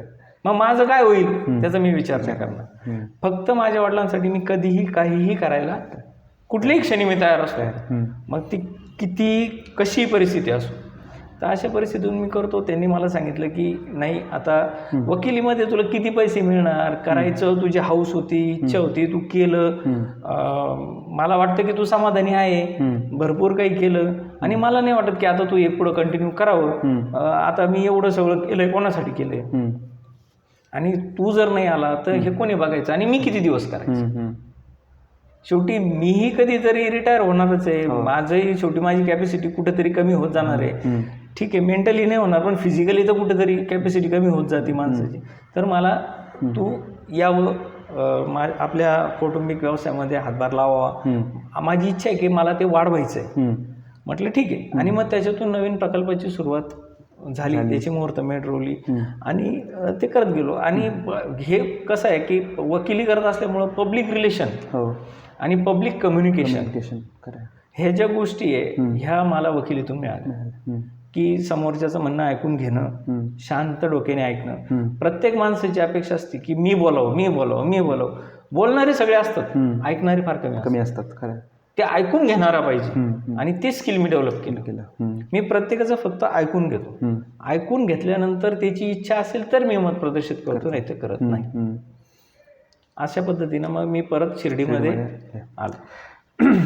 आता एक प्रश्न थोडा असा तुमच्या मनाला भावनिक थोडा प्रश्न विचारतो की आज जेव्हा तुम्ही मागे वळून बघतात तेव्हा अंगावरती, म्हणजे मी ह्याच्याकरता विचारतो कारण की जेव्हा जेव्हा कुठले आयोजक तुमचं नाव फक्त संदीप एकनाथ गोंदकर असं टाकतात तेव्हा मी अनुभवलेलं आहे की तुम्ही त्याला बदल करायला लावतात आणि पुढे ॲडव्होकेट शब्द जोडायलाच लावतात. मी बघितलेलं आहे. तर तुम्ही मागे वळून बघताना असं वाटतं का आपल्या अंगावरती काळा कोट घालणं मिस करता का? काळा कोट घालणं मी मिस करतो, त्यात शंका नाही. पण कसं असतं, ते शिक्षण आहे, ते मी एकट्याने केलेलं आहे. त्याच्यात माझ्या ह्याच्यात कोणी सहभागी नाही आहे. त्याच्यासाठी काय कष्ट घ्यावे लागले असतील, काय मेहनत घ्यावी लागली असेल, किती अभ्यास करावा लागला असेल, कशा पद्धतीने केलं, त्याला सर्वस्वी मी जबाबदार आणि ते मी मेहनतीने केलं आणि मला त्याचा अभिमान आहे. ज्यावेळेला मी शिर्डीसारख्या गावामध्ये पदवीधरच्या निवडणुकीला मतदान करायला जातो आणि त्यावेळेस मतदार यादी 110ची बघतो. 35,000 लोकसंख्या असलेल्या गावामध्ये 110 लोक मतदार आहेत. शोकांतिक आहे. म्हणजे शिक्षणाचा फार मोठा अभाव आहे. लोकांना फक्त पैसा कमवायचा आहे, नॉलेज कुणालाच नको आहे, शिक्षण कुणालाच घ्यायचं नाही, इझी मनी पाहिजे. आणि इझी मनी मिळालो पण तो लॉंग लाईफ नाही टिकणार. त्याच्यासाठी तुम्हाला नॉलेज लागतं. पैसा तुम्ही खेचून आणू शकता, तुम्ही गोळा करू शकता, पण तो सांभाळता आला पाहिजे. आणि तो सांभाळायचा असेल तर तुमच्याकडे शिक्षण हवं. आणि शिक्षण जर पाहिजे, तुम्ही ते शिक्षण तुम्ही कमवलंय ना त्याचा तुम्हाला अभिमान असायला पाहिजे. डॉक्टर असतो त्याच्या नावापुढे डॉक्टर लावतात, इंजिनियरच्या नावापुढे इंजिनियर असं लावत नाही, फक्त डॉक्टरच्या नावापुढे डॉक्टर लावतात. मग तो PhD असेल, तो पद्मश्री असेल, पद्मभूषण असेल, मेडिकलचा असेल, कुठलाही असो त्याच्या नावापुढे डॉक्टर लावतात. डॉक्टर लावलं म्हणजे लोकांना समजतं की he is a qualified educated person. तसं ॲडव्होकेट हे नाव लावलं म्हणजे त्याच्यामध्ये ते माझं कर्तृत्व आहे. म्हणजे संदीप एकनाथ गोंदकर या एकनाथ नावामुळं माझं वजन वाढण्यापेक्षा कदाचित ते पुढे ॲडव्होकेट लावलं की तो ताराचा बॅलन्स होतो. बरोबर आहे. म्हणून ते ॲडव्होकेट जे आहे त्याच्यासाठी मी कायम प्रत्येकाला सांगत असतो की माझं नाव कुठेही लिहिलं तर मी कोणी जरी लिहिलं तर मी पुढे ॲडव्होकेट माझ्या हाताने लिहून टाकतो. हो बरोबर. ते ॲडव्होकेट लिहिलं म्हणजे मला सांगायची गरज पडत नाही कोणाला की माझं शिक्षण किती आहे. झालं तर ते तुमचं शिक्षण तुमच्या नावातूनच समजतं. बरोबर. आणि त्याच्यातूनच तुम्ही किती तुमच्यावर संस्कार कसे आहात, तुम्ही कशा पद्धतीचे आहे, हे सगळं त्याच्यातूनच बाहेर येतं. बरोबर आहे. आणि समोरच्याची बोलण्याची वागण्याची त्याचा अप्रोच बदलून जातो. बरोबर आहे. नुसतं संदीप बोनकर म्हटलं की मग कोणी नाही म्हणजे मी याच्याकरता हा प्रश्न विचारला की तुम्हाला ते दिवस तुम्ही मिस करता का? नाही, मिस करतो मी. आजही माझा गाऊन तसाच आहे, आजही माझा कोट तसाच आहे. माझी मुलं मला विचारतात, माझी बायको मला विचारते की तुम्ही आता वकिली सोडली, मग कशाला ठेवलं, याचा काय उपयोग आहे. पण माझं कोर्टामध्ये माझं लॉकर तसंच आहे, मी लाईफ मेंबर आहे बारचा, माझं घरही तसंच आहे, माझं ऑफिसही तसंच आहे, माझ्या ब्रीफ्स अजून तशाच आहेत, माझी पुस्तकं लायब्ररी माझ्याकडे जवळजवळ 3 लाखाची पुस्तकं आहेत. ते पुस्तकंही माझी तशीच आहेत. त्याच्यानंतर मी माझा कोटही तसाच ठेवला, कारण मी त्यांना सांगितलं मी नंगा फकीर आहे ना. काय माणसाच्या आयुष्यात पैसा आहे सर्वस्व नसतं. मला समाजाने नाकारलं, मला कुटुंबाने नाकारलं, मी माझा कोट घातला, कुठल्याही कोर्टाच्या बाहेर बसलो तर मी माझं पोट भरू शकतो. बरोबर. ते माझं आपण ज्याला म्हणतो भांडवल, ते माझं भांडवल आहे, ती माझी इन्व्हेस्टमेंट आहे. माझी पुस्तकं, माझा कोट, माझा गाऊन, माझा बँड आणि मी. खरंय. हे आपलं आणि नावापुढचा शब्द ॲडव्होकेट म्हणजे मी माझं कुटुंबाचं माझं पोट भरू शकतो तेवढ्या याच्यावर, मला काही फार काही गरज नाही. बरोबर आहे. आता शिर्डीमध्ये तुमचा प्रवास आपण करूया, पण एक गोष्ट मला तुमच्या तोंडून सगळ्यांनी ऐकावी असं वाटतंय. मी एकदा तुम्हाला कुठेतरी बोलताना असं ऐकलेलं आहे की जेव्हा तुम्ही औरंगाबादला होते आणि जेव्हा तुमचं म्हणजे तुम्ही ॲडव्होकेट होते त्यावेळेला संस्थांचा आणि तुमचा काहीतरी एक संबंध आहे, तो तुम्ही सांगावा असं माझी इच्छा आहे. मी शक्यतो ह्या गोष्टी बोलत नाही. मला त्यावेळेला साईबाबा संस्थांमध्ये काम करण्याची इच्छा होती. साईबाबा संस्थांमध्ये काम करण्याची इच्छा म्हणजे बाबांची सेवा करायची. हो. आता लोकांना काय वाटतं की याला संस्थांच्या पॅनलवर यायचं म्हणजे याला पैसे कमवायचे आणि गलेलठ्ठ पैसे तिथून उकळले जातात. आजही तुम्ही संस्थांमध्ये बघितलं तर वकिलांवरती किती खर्च होतो तो जर बघितलं तर जवळजवळ वर्षाला 6-6.5 कोटी रुपये वकिलांच्या फीमध्ये दिले जात आहेत. ओके. अशी परिस्थिती आहे. त्या परिस्थितीमध्ये माझी इच्छा होती आणि त्यावेळेला माझे वडील स्वतः साईबाबा संस्थांचे विश्वस्त होते. मी त्यांना म्हटलं की माझी अशी इच्छा आहे. ते पण मला नाही सांगायचं, मी संस्थांमध्ये विश्वस्त आहे, हे उद्योग मी करणार नाही, तुला काय करायचं तू तुझ्या याच्यावर कर. मी साधा अर्ज केला. माझा अर्ज इतका साधा सोपा होता की मी वकील आहे, औरंगाबादच्या उच्च न्यायालयामध्ये वकिली करतो आणि मला साईबाबांची सेवा करण्याची इच्छा आहे, ती देखील कुठल्याही प्रकारचं मानधन न घेता. आणि त्यावेळेला भाऊसाहेब वाकचौरे जे माझे खासदार भाऊसाहेब वाकचौरे जे आहेत ते त्यावेळेला कार्यकारी अधिकारी होते. त्यांनी सुद्धा तो विषय प्रस्ताव मीटिंगमध्ये ठेवला आणि त्या मीटिंगमध्ये तो विषय आहे. तर तो विषय ज्या वेळेला होता त्यावेळेला माझे वडील त्या क्षणाला त्या विषयाला गैरहजर होते, निघून गेले मीटिंगमधून. त्यांनी मग कोर्टाने सांगितलं की पैसे न घेता करताय ना, फुकट करताय, मग काय हरकत आहे, बाबांची सेवा आहे, फुकट वकील मिळतोय, काय हरकत आहे, देऊन टाका. त्यांनी दिलं, परंतु मला खूप संघर्ष करावा लागला. डॉक्टर गोंदकरचा मुलगा आहे आणि याच्याकडं जर मॅटर दिले संस्थांचे तर मग हा डॉक्टर गोंदकरच्या म्हणजे पद्धतीने म्हणजे सगळं सत्याच्या बाजूने म्हणजे लढेल. हो खरं, प्रामाणिकपणे यांचं जे आहे ते सगळं पितळ उघडं पडेल. म्हणून ह्या हेतूने असेल कदाचित मला मॅटरच दिले नाही. बरं. माझ्याकडे कुठलेही प्रकरण आले नाही. त्याच्यानंतर ज्या वेळेला त्रिसदस्यीय समिती आली संस्थांवरती आणि जिल्हा न्यायाधीशांच्या अध्यक्षतेखाली ते आलं, त्यावेळेस त्यांनी ते बघितलं आणि मग त्यांनी विचारलं की आपल्याला वकील असा पाहिजे की आपले खूप पैसे जातात. मग ते किती वकील पॅनलवर आहे त्यांची लिस्ट काढा, त्यांच्या अपॉइंटमेंट्स कशा, आणि त्याच्यात मी असं सापडलो की मी पैसे न घेत. मग त्यांनी मला मॅटर पाठवायला सुरुवात सुरुवात केली. आता कोर्टामध्ये पद्धत अशी होती की मॅटर जर असेल तर मग संस्थांची गाडी, मग ते सगळा लावा जमा, त्यांनी सगळ्यांनी औरंगाबादला यायचं, वकिलाला भेटायचं, दिवसभर बसायचं, मग संध्याकाळी मग ते वकिलांनी त्यांना सांगायचं, इन्स्ट्रक्शन द्यायच्या, त्यांनी परत जायचं, परत ते फुलफिल करून घेऊन यायच्या, मग यांनी ते मॅटर तयार करायचं, मग परत ते पाठवायचं, परत ॲफिडेविट करायला बोलवायचं. म्हणजे हा सगळा चक्र होतं. बरोबर आहे. मी अतिशय सोपं करून टाकलं. माझ्याकडे मी त्यांना सांगितलं की माझ्याकडे प्रकरण घेऊन येताना कुणीही यायचं नाही. मला पोस्ट आणि कुरिअरनं टपाल टाकायचं. मला कुरिअरनी किंवा पोस्टाने यायचं. आल्यानंतर मी वाचून प्रकरण तयार करायचो. प्रकरण तयार करून मी ते गरज वाटली इन्स्ट्रक्शन्स घेण्याची तर मी फोन करायचो त्या विभागाच्या प्रमुखाला आणि त्याच्याकडून माहिती घ्यायचो. प्रकरण तयार करून ईमेल करायचो. संस्थांमध्ये इथं प्रिंट काढले जायची. प्रिंट काढल्यानंतर ते इथेच ॲफिडेविट करायचे, नोटराईज. आणि एक साधा शिपाई वर्ग 4चा जो असतो तो ते फक्त टपाल घेऊन माझ्याकडे यायचा. मी ते दाखल करायचो, प्रकरण चालवायचो. मी बाबांना स्मरून सांगतो, कुणी माहितीच्या अधिकारात अर्ज करा, कुणी कशी माहिती काढा. मी साईबाबांच्या झोळीमधली 4 आणे सुद्धा घेतलेली नाही. म्हणजे जे तिकीट लावतो आपण त्या तिकिटाचा खर्च सुद्धा मी माझ्या पदरनी केलेला आहे. झेरॉक्सचा खर्च असेल, टायपिंगचा खर्च असेल, सगळा मी पदर खर्चाने केला. आणि एवढं करून मी फी घेतलेली नाही. मी माझी बुद्धी बाबांना गहाण ठेवलेली आहे. मी बाबांच्या मंदिरात जाऊन दर्शन घेत नाही. घेतलं जरी तरी आपण पेटीपर्यंत जात नाही. गावातला फार क्वचित एखादा माणूस सापडेल की जो जाऊन बाबाच्या पेटीत काहीतरी 4-10 रुपये टाकतो. तर माझी जी फी आहे तीच बाबांना देणगी आहे. बरोबर. असं समजून मी 1 रुपया आजपर्यंत घेतलेला नाही. बाबांची सेवा तीच अंतिम सेवा. खरं आहे. मुद्दामून हा प्रश्न विचारला, मला हे माहिती होतं आणि मला हे सगळ्यांना कळावं अशी माझी इच्छा होती. बरं, तुम्ही औरंगाबादवरून शिर्डीमध्ये आले. ठीक आहे. शिर्डीमध्ये तुम्ही आता व्यवसायाची धुरा तुमच्या हातामध्ये घेतली. साईसृष्टी लॉन्स हा प्रकल्प तुम्ही बघायला, सांभाळायला सुरुवात केली. आता मी असं म्हणलं की तुमच्या आयुष्यात पुढचा अपघात म्हणजे तुम्ही लायन्स क्लब ऑफ शिर्डी साईच्या संपर्कात कसे आले? तो पण एक अपघातच आहे. खरं आहे.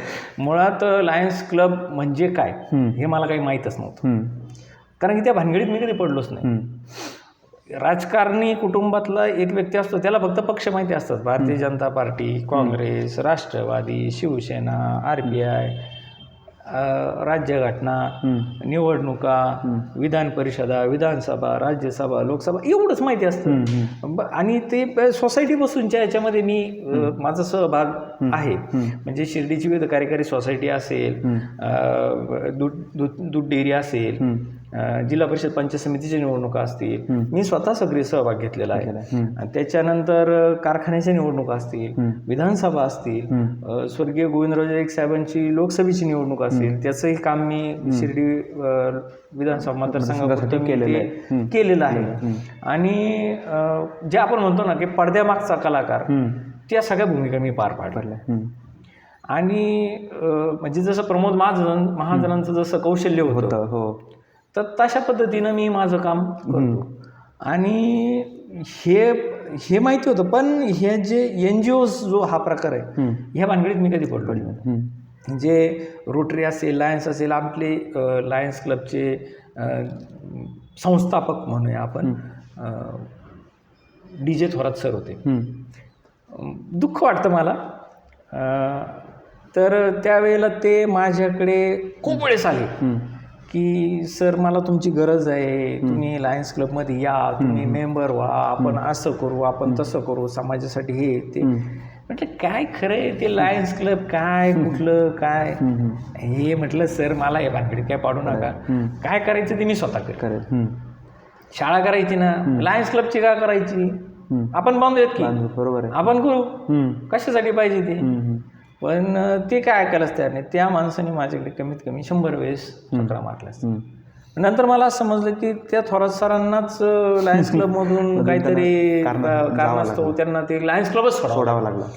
त्यांनी तो सोडल्यानंतर त्यांनी तो दुसरा प्रवास चालू केला. त्यांनी मग ते रोटरी क्लब चालू केलं. मग ते रोटरीचा प्रस्ताव माझ्याकडे घेऊन यायला लागला की भाऊ आता नाही लायन्समध्ये आले पण रोटरीमध्ये तरी देशमुख डॉक्टर आहेत, गुंजाळ डॉक्टर आहेत, असं आहे तसं आहे. म्हटलं सर मला याच्यामध्ये अजिबात इंटरेस्ट नाही, तुमच्यासाठी मी काही करायला तयार आहे, पण ह्या भानगडीत काय मला पडवू नका.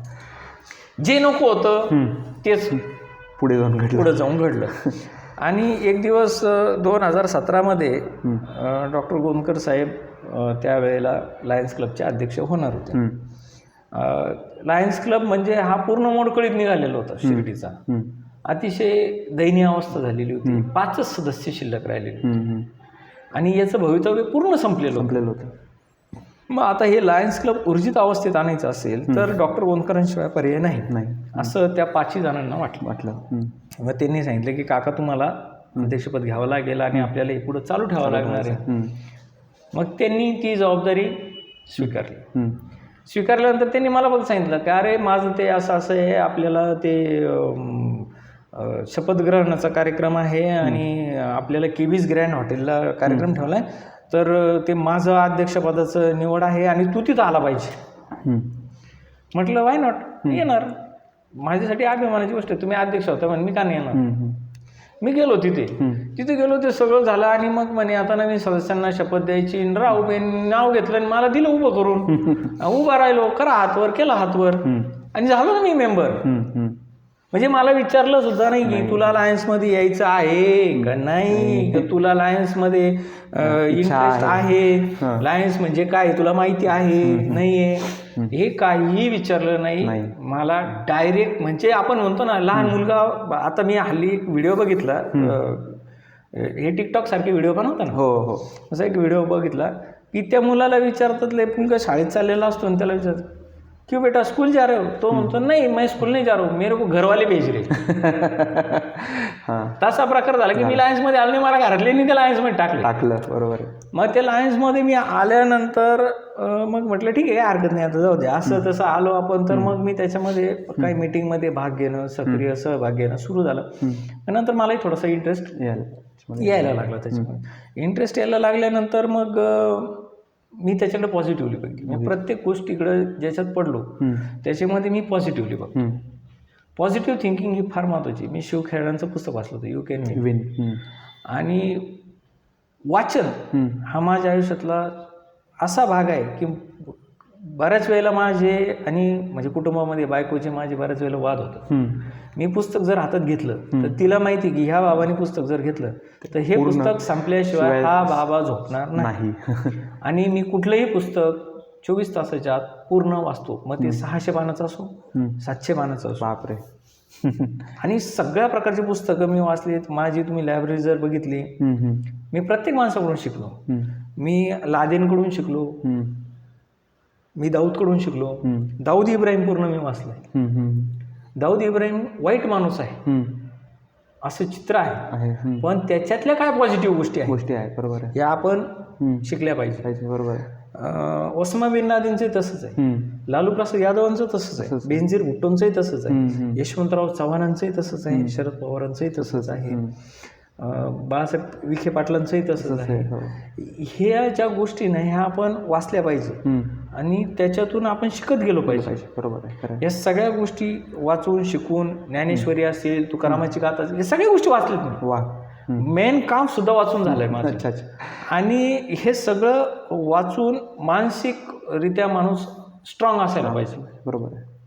व्हायबल नाही व्हायचं, कशी परिस्थिती येऊ द्या, बी स्ट्रॉंग आणि पॉझिटिव्हली विचार करायचा. तसं मी लायन्स क्लब पॉझिटिव्हली विचार केला, जे होईल ते होईल. आपण याच्यातून ही आपल्याला शिकण्याची संधी, आपल्याला वडिलांनी याच्यात टाकलं, मग याच्यातून मीटिंग कशा चालतात, लोक कसे असतात, सिनियर असतात, तरुण असतात, आता लिओ यायला लागले, ते तरुण मुलं आहे, मग ह्या सगळ्यांना बरोबर घ्यायचं. लेडीज आहेत, फॅमिली ग्रुप आहे, आपण कशी आचारसंहिता पाळली पाहिजे, कुणाशी कसं बोललं पाहिजे, प्रत्येकाला आपल्याबद्दल आवड निर्माण कशी होईल, प्रत्येकाला आपण आपलेसं कसं वाटणार, याच्यासाठी आपण प्रयत्न केला पाहिजे. याच्यातून मी शिकत गेलो, याच्यातून माझा प्रचंड फायदा झालेला आहे. मी तर प्रत्येकाला सांगाल की तुमच्या आयुष्यामध्ये तुमच्याकडे ₹1 नसला तरी चालेल, यू जॉईन लायनिझम. तुम्ही लायन्समध्ये या, तुम्हाला जीवन जगण्याची कला समजेल. हो. याच्यामध्ये तुम्हाला नानाविध प्रकारचे लोक, आता तुम्ही लायन्समध्ये काम करता, मी लायन्समध्ये काम करतो, मी वकील आहे, तुम्ही प्राध्यापक आहेत, असे बरेचसे प्राध्यापक आहेत, काही शिक्षक आहेत, काही मेडिकल फील्डचे आहेत, काही बँकिंग फील्डमधले, इन्शुरन्स फील्डमधले, काही शेती करणारे, वेगळ्या वेगळ्या प्रकारचे लोक आहेत. आणि या सगळ्या लोकांबरोबर आपण आणि सगळ्यात महत्त्वाचं म्हणजे सगळे सुशिक्षित, उच्चभ्रू आणि चांगल्या कुटुंबातले लोक आहेत. बरोबर. आणि त्या लोकांमध्ये राहायला आपल्याला काय अडचण नाही. खरं आहे. मग चांगल्या लोकांमध्ये राहिलं की चांगलं. रस्त्यावर कुठंतरी टपरीवर उभं राहायचं, टवाळ्या करायच्या, कुठंतरी बसायचं, मग 4 मित्र गोळा करायचे, कोणावर तरी टिंगल्या टवाळ्या करायच्या, याच्यापेक्षा you be in dignified people. मग त्याच्यामध्ये राहावं, त्यांच्याबरोबर विचारांची देवाणघेवाण होते. आपल्याला कुठे अडचण आली तर त्यांचं आपल्याला एक्सपर्ट ओपिनियन मिळतं. बरोबर. आणि त्याचा आपल्याला आयुष्यात 100% फायदा होतो. खरं. आणि त्यात तेवढाच फक्त एक धागा पकडून मी लायन्समध्ये काम करत राहिलो आणि पुढेही करत राहणार. आणि प्रत्येकाला सांगणार की एकदा 1 वर्ष का होईना, ट्रायल बेसिसवर तुम्ही एकदा लायन्समध्ये वर्षभर का होईना पण एकदा सहभागी होऊन दाखवा. खरंय. आता तुम्ही लायन्स क्लब जॉईन केला, तो अपघाताने जॉईन केला, ठीक आहे. पुढे जाऊन साधारणतः 1-2 वर्षानंतर 3ऱ्या वर्षी माझ्या मते तुमच्यावरती सेक्रेटरी पदाची जबाबदारी पडली. आणि तो कार्यकाळ जो होता तो बऱ्याच लोकांच्या स्मरणामध्ये राहील असा कार्यकाळ होता. त्यावेळेला तुम्ही तिघांनी म्हणजे PSTने मिळून तुमची टॅगलाईन ठरवली होती, जिओ जी भरके. बरोबर आहे. आणि ज्या काळामध्ये लायन्स क्लबच्या सहली या सकाळी जाऊन संध्याकाळी परत यायच्या, त्या काळात तुम्ही स्वप्न बघितलं की आपण लायन्स क्लबच्या मेंबर्सला फॉरेन टूरला घेऊन जाऊ. तर ही टॅगलाईन आणि ही फॉरेन टूरची संकल्पना तुमच्या मनामध्ये कुठून आली? काय झालं की मी आधी काम करत असताना लायन्स क्लबमध्ये म्हणजे सहली म्हणजे मोजक्या असायच्या. कोणच्या सहली असायच्या? कुठेतरी भांडारदाराला जाऊन आले, कुठेतरी हुरडा पार्टीला गेले, कोजागिरी पौर्णिमेला गेले, अशा प्रकारच्या सहली व्हायच्या. आणि त्या सहलीचा आनंद घ्यायचा आणि संपला विषय. आणि वयस्कर लोक होते सगळे. मग तरुणांमध्ये काहीतरी संचारलं पाहिजे, आपण तरुण आहोत आणि म्हाताऱ्या लोकांना तरुणपणाचा अनुभव परत एकदा मिळाला पाहिजे. बरोबर. आणि एक असं नवचैतन्य निर्माण झालं पाहिजे ग्रुपमध्ये. आणि आपल्या ग्रुपचं अनुकरण इतर महाराष्ट्रातले जे बाकीचे ग्रुप आहेत त्यांनी सुद्धा करायला पाहिजे. हे हेतूने आम्ही ठरवलं की जिओ जी भरके म्हणजे तुम्ही समाजसेवा करताना ठीक आहे करा, समाजसेवा करत असताना, समाजाच्या हिताचं करत असताना, समाजाला खुश करत असताना तुमच्या ग्रुपमधले जे सदस्य जी अहोरात्र सेवा करतात त्यांना खुश करण्यासाठी आपण काहीतरी करूयात. त्यांच्यामध्ये एक असं स्पार्क तयार झाला पाहिजे. म्हणून मग मी तो निर्णय घेतला की 1 दिवसाची सहल आहे, सकाळी जाऊन संध्याकाळी परत यायचं, तर आपण 7 समुद्र पार न्यायचे. आणि त्याच्या दृष्टीने मी सांगितलं आणि मी ते केलं आणि करून दाखवलं. एकदा माझ्या तोंडून शब्द पडला आणि मी कमिटमेंट केली तर मी रिवर्स येत नाही. बरोबर. आणि त्या काळामध्ये आपण ते सहलीचं नियोजन केलं. बरेच जण येतो म्हटले, काही आले, काही आले नाही. 8 जण मी त्यावेळेला 8च जण झाले तरी ते 8 जण मी घेऊन गेलो. रेप्युटेड कंपनी थ्रू गेलो. बरोबर. त्यांना हाय क्लास ट्रीटमेंट दिली, त्यांनी आनंद घेतला जीवनाचा. आणि ते सगळे लोक असे आले माझ्याबरोबर की ज्यांनी कधीही विमानात बसलेले सुद्धा नव्हते. विमानात न बसलेले लोक डायरेक्ट फॉरेनला नेले. अतिशय आनंद घेतला, खुश झाले. त्याच्यानंतर सगळीकडे त्याचा हळूहळू पसार झाला. मग बाहेरून संगमनेरचा क्लब असेल, काही सदस्य मला भेटले, कोपरगावचे भेटले, संगमनेर श्रीरामपूरचे भेटले, राहतेचे भेटले. आणि त्यांनी सांगितलं की भाऊ आता तुमच्या पुढच्या कालावधीमध्ये तुम्ही जर कधी केलं तर आम्हाला एकदा फक्त एक फोन करा, आम्ही सुद्धा तुमच्याबरोबर जॉईन होऊ. तुम्हाला अडचण असेल तर मला काही हरकत नाही. लायनिझम आहे, लायन्स ओपन फॉर ऑल आहे. ते असं काही नाही की बाबा माझा क्लब आहे माझेच मेंबर जातील, असं काही नाही. आणि मला पूर्ण खात्री आहे त्यावेळेला मी केलं. भविष्यात मला संधी मिळेल त्यावेळेला मी अजून मोठ्या प्रमाणावर करणार. आणि त्यावेळेला 8 लोक घेऊन गेलो तर त्याच्या पुढे, त्या 8च्या पुढे एक 0 लावण्याचं काम 100% करणार. वा, नक्की. आता तुम्ही बघितलं असेल, मी ग्रुपवरती विचारलं होतं की कोणाला जर काही प्रश्न विचारायचे असतील तर मला पाठवा. तर त्यामध्ये वाल्मिक भाऊंनी मला तुमच्या घरी प्रश्न पाठवला आहे. प्रश्न असा आहे की तुम्ही जेव्हा क्लबमध्ये असता, तुम्ही जेव्हा एखाद्या गेट टुगेदरला येता, एखाद्या कार्यक्रमाला येता, तेव्हा खूप उत्साह असतो. ठीक आहे, तुम्ही सगळ्यांना खळखळून हसवता, मनोरंजन करता आणि सगळं आनंदामध्ये असतं. पण त्यांचं असं म्हणणं आहे की ही वेळ आमच्यावरती खूप कमी वेळा येते, कारण की तुम्ही खूप कमी कार्यक्रमाला हजर असतात. तर असं काय, याच्या पाठीमागे काय कारण आहे? नाही, तसं नाही होत. काय होतं, मुळात व्यवसाय, आता व्यवसाय असा आहे की त्याच्यामध्ये लग्नाच्या तिथी असतात आणि जी जबाबदारी आपण स्वीकारली त्या जबाबदारी स्वीकारल्यानंतर त्या ठिकाणी पर्सनली आपण उभं पाहिजे. बरोबर. हल्ली शिर्डीमध्ये तुम्ही बघितलं असेल की हॉटेलचे मालक आहेत, सकाळी येतात, विचारतात किती रूम आहे रे, निघून जातात. संध्याकाळी येतात, किती रूम आहे रे, निघून जातात. मग किती रूम भरल्या, कशा भरल्या, केवढ्याला भरल्या, त्या मालकाला काही माहीत नसतं. ते फक्त येणार, काउंटरवरतून पैसे घेणार, निघून जाणार. खरं, ते हॉटेल दुसरे चालवत असतात आणि हे समाजात काय सांगतात की माझं हॉटेल आहे आणि मी हॉटेल व्यवसाय करतो, माझं एवढं मोठं हॉटेल. हॉटेलमध्ये त्या व्यक्तीचं अजिबात लक्ष नसतं. 99% लोक, मी सांगेल 99% शिर्डीमध्ये हॉटेल व्यवसाय करणारे जेवढे काही मालक आहेत, प्रतिष्ठित असतील, सामान्य असतील, प्रॉपर्टी विकून बांधलेले असतील, कर्ज काढून बांधलेले असतील, काही अजून कर्जात असतील, पण सगळ्यांच्या बाबतीत तेच आहे. माझी सगळ्यांना विनंती आहे की आपण जो व्यवसाय करतो त्या व्यवसायामध्ये आपण स्वतः काम केलं पाहिजे. शेती बांधावर बसून होत नाही. आज मी शेती करतो, मी कालच आपला इंटरव्ह्यू घ्यायचा ठरला होता, पण मी तुम्हाला काल नाही म्हणून सांगितलं, कारण मला काल कांद्याला पाणी भरायचं होतं. म्हणजे मी वकील बी आहे, मी शेती करतो. काल माझ्याकडे पाणी भरणारा माणूस नव्हता, मी स्वतः पाणी भरत होतो.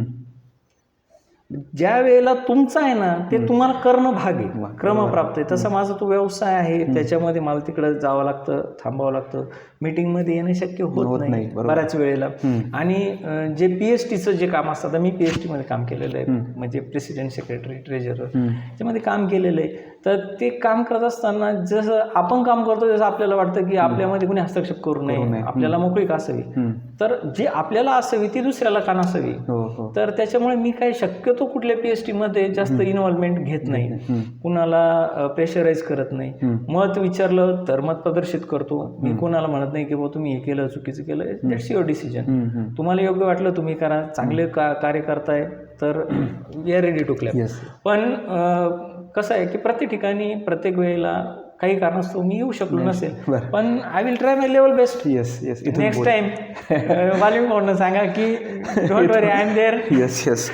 आता पुढचा क्लब संदर्भात प्रश्न असा की तुम्ही 2 वर्षापासून फर्स्ट व्हाईस प्रेसिडेंट आहे, पण तुम्ही अध्यक्षपद नाही स्वीकारलं आणि आता यावर्षी तुम्ही ठरवलंय की स्वीकारायचं म्हणून. तर 2 वर्ष तुम्ही का वाट पाहायला लावली सगळ्यांना? 2 वर्ष नाही, काय झालं, पहिल्या वेळेला ज्या वेळेला मला अध्यक्षपदाची संधी होती त्यावेळेला आपले जे सिनियर आहेत गोंदकर सर, तर त्यांना संधी द्यावी असं आपले मार्गदर्शक डॉक्टर गोंदकर साहेबांनी सांगितलं की आपण त्यांना संधी देऊयात, थांबवून घे. म्हटलं हरकत नाही, आणि मी थांबून घेतलं. नेक्स्ट टाइम काय झालं की तुम्हाला संधी मिळाली म्हणजे ती मी नाही म्हटलो म्हणून मिळाली, हे उघड आहे सगळ्यांना माहिती. आता मी नाही का म्हटलो तर त्याचं कारण असं आहे की त्याच्यामध्ये माझा स्वार्थ होता. लॉकडाऊन चालू होतं. लॉकडाऊनमध्ये ॲक्टिव्हिटीज काही करता येत नाही, त्याच्यावरती बंधन असणार आहे आणि पुढं काम कशा पद्धतीने होईल हे सांगू शकत नाही. बरोबर. आणि आपला जो कार्यकाळ आहे तो मंदावलेला नसावा. सगळ्यांची अपेक्षा आहे की संदीप गोंदकर अध्यक्ष होणार म्हणजे प्रत्येकामध्ये एक उत्सुकता असते की काहीतरी नवीन होणार आहे या वर्षामध्ये, काहीतरी आपल्याला सरप्रायझिंग होणार आहे, तर ते आपण देऊ शकणार नाही. बरोबर आहे. आणि मग त्यावेळेला मी डॉक्टर गोंदकर साहेबांना सांगितलं की I am not mentally prepared, मी नाही करू शकत, मी थोडंसं वेट करणार आहे. मग कोणी करायचं. मग गोंदकर सरांना आम्ही परत एकदा फोर्स केलं की सर तुम्हीच कंटिन्यू करा. पण ते म्हटले नाही, मला माझं घरी काम चालू करायचं आहे आणि माझं व्यावसायिक काम आहे, मी काही वेळ देऊ शकणार नाही. मग तुम्हाला विचारणा केली आणि गॉड्स ग्रेस तुम्ही येस म्हटले. थँक्यू तुम्हाला त्याच्याबद्दल की तुम्ही ते 1 वर्ष असं असं काही घडलंय का की जसं आता बॉलिवूडमध्ये आपण बघतो ना की एखादा मोठा स्टार एखादा पिक्चर नाकारतो एखादा नवीन मुलगाला संधी देतात आणि तो स्टार होऊन जातो. बरं, पुढे जाऊया. आता तुम्ही आता ठरवलंय की आता पुढच्या वर्षी अध्यक्षपद तुम्ही स्वीकारणार आहे, तुम्ही त्याची तयारी पण चालू केलेली आहे. तर थोडक्यात अगदी तुमचं पुढच्या वर्षीचं म्हणजे ट्रेलर बघितलेला आहे GOG बरके, आता पिक्चर कसा आहे पुढचा, आता मी काय नियोजन आहे तुमचं? नियोजन असं आहे की ॲक्च्युली ते डिस्क्लोज करायला नाही पाहिजे, त्याची कॉपी पण होऊ शकते. हां, बरोबर. तर त्याच्यामुळे माझा प्रयत्न असा राहणार आहे, संकल्पना आहे, बघूया सगळ्यांची साथ मिळाली पाहिजे. मी इंट्रोडक्टरी ऑफर चालू करायचं माझ्या डोक्यात आहे की मी जसं म्हटलं की 1 वर्ष तरी काम करून बघा लायन्समध्ये. हो हो. तर इंट्रोडक्टरी ऑफर मी आणणार आहे की 1 वर्षासाठी का होईना पण तुम्ही मेंबर व्हा, आमच्यामध्ये या, भले त्याची फी थोडी कमी ठेवूया पण मेंबर वाढवायचे. आणि 1 वर्ष त्यांना ठरवतानाच सांगायचं की तुम्हाला 1 वर्षासाठी याच्यामध्ये ट्रायल बेसिसवर तुम्ही काम करून बघा. तुमचं मन रमलं तर यू कॅन कंटिन्यू. म्हणजे आपण जे म्हणतो ना की कुठली वस्तू आपण ज्यावेळेस आईस्क्रीम खायला जातो दुकानात तर ते म्हणतात टेस्ट करून बघा, टेस्ट करून बघा, तसं आम्हाला तुम्ही टेस्ट करून बघा. येस, आम्ही सिद्ध करून दाखवतो. तुम्ही आमच्यावरती विश्वास ठेवा, वर्षभर आमच्यामध्ये सहभागी व्हा. मी छाती ठोकपणे सांगतो की यू विल कंटिन्यू 100%. तर मला ती एक गोष्ट चालू करायची आहे. दुसरी गोष्ट की क्लबमध्ये थोडीसं मी म्हणणार नाही गैरशिस्त आहे किंवा, पण मला शिस्त लावायची. शिस्त म्हणजे कामाच्या पद्धतीला शिस्त लावायची. आता कामाच्या पद्धतीत शिस्त लावायची म्हणजे कशी लावायची, तर दरवेळेला काम होतं ते PSTने किती दिवस करायचं. PST त्याच्यासाठीच आहे, PST डिसिजन मेकिंग आहे, ते निर्णय घेतील, पुढे नेतील, सगळ्यांच्या विचारांनी नेतील आणि जबाबदार त्या तिघांना धरलं जातं. परंतु माझं मत असं आहे की मला आम्ही जे काही काम करूया ते काम करत असताना त्याच्यामध्ये प्रत्येक मेंबरचा सहभाग असला पाहिजे. आता सहभाग म्हणजे काय की नुसतं काम करायचं मग या सगळेजण असं नाही. तर मी त्याच्यामध्ये सब कमिट्या तयार करायचा माझा विचार आहे की आता समजा तुम्ही फॉरेन टूर्स काढणार आहे तर त्याच्यासाठी 3 जणांची कमिटी करूया. मग ते 3 जण त्याच्यावरती विचार करतील कुठले डेस्टिनेशन काय, स्वस्तात कसं बसतं, आपल्याला जास्तीत जास्त डिस्काउंट कुठून मिळतो, चांगले स्टँडर्ड क्वालिटीचं आपल्याला कसं मिळू शकतं आणि जास्तीत जास्त लोक कशी येऊ शकतात त्याच्यासाठी ते लोक प्रयत्न करतात. एक लोकल टुरिझमची आपल्याला एक कमिटी करायची की भारतामध्ये आणि महाराष्ट्रामध्ये 1 डे टूर आणि 4 डेज टूर असं. तर याच्या संदर्भामध्ये सुद्धा ती एक वेगळी कमिटी असणार आहे. त्याच्यानंतर लायन्स इंटरनॅशनलचे जे काय प्रोटोकॉलप्रमाणे जे काही इव्हेंट्स असतात तर त्या इव्हेंटचं आपल्याला तंतोतंत पालन करायचं. माझं कॅलेंडर तयार झालेलं आहे. वर्षभरात आपल्याला प्रत्येक महिन्यात इंटरनॅशनलची किती कामं करायची, इंटरनॅशनलचे कामं सोडून आपल्याला राष्ट्रीय पातळीवरची किती करायची आणि ते सोडून आपले लोकल किती करायचे. तर याचा मी माझा पूर्ण सेटअप रेडी केलेला आहे. मला फक्त आता जबाबदाऱ्या वाटून द्यायच्या आणि त्या जबाबदाऱ्या वाटून देत असताना मग आता लिओवरती काही जबाबदाऱ्या आहेत.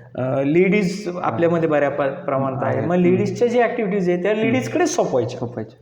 त्यांनीच वर्कआउट करायचं, त्यांनीच सांगायचं की कमीत कमी खर्चामध्ये जास्तीत जास्त चांगला उपक्रम आपण कसा करू शकतो, त्याच्यासाठी आपण सर्वतोपरी सहकार्य करायचं. त्यांनी ठरवलं त्याला आपण अनुमोदन द्यायचं आणि आपण ते घडवून आणायचं. ते लिओचं सुद्धा तशाच पद्धतीने आपल्याला करायचं आहे. त्याच्यानंतर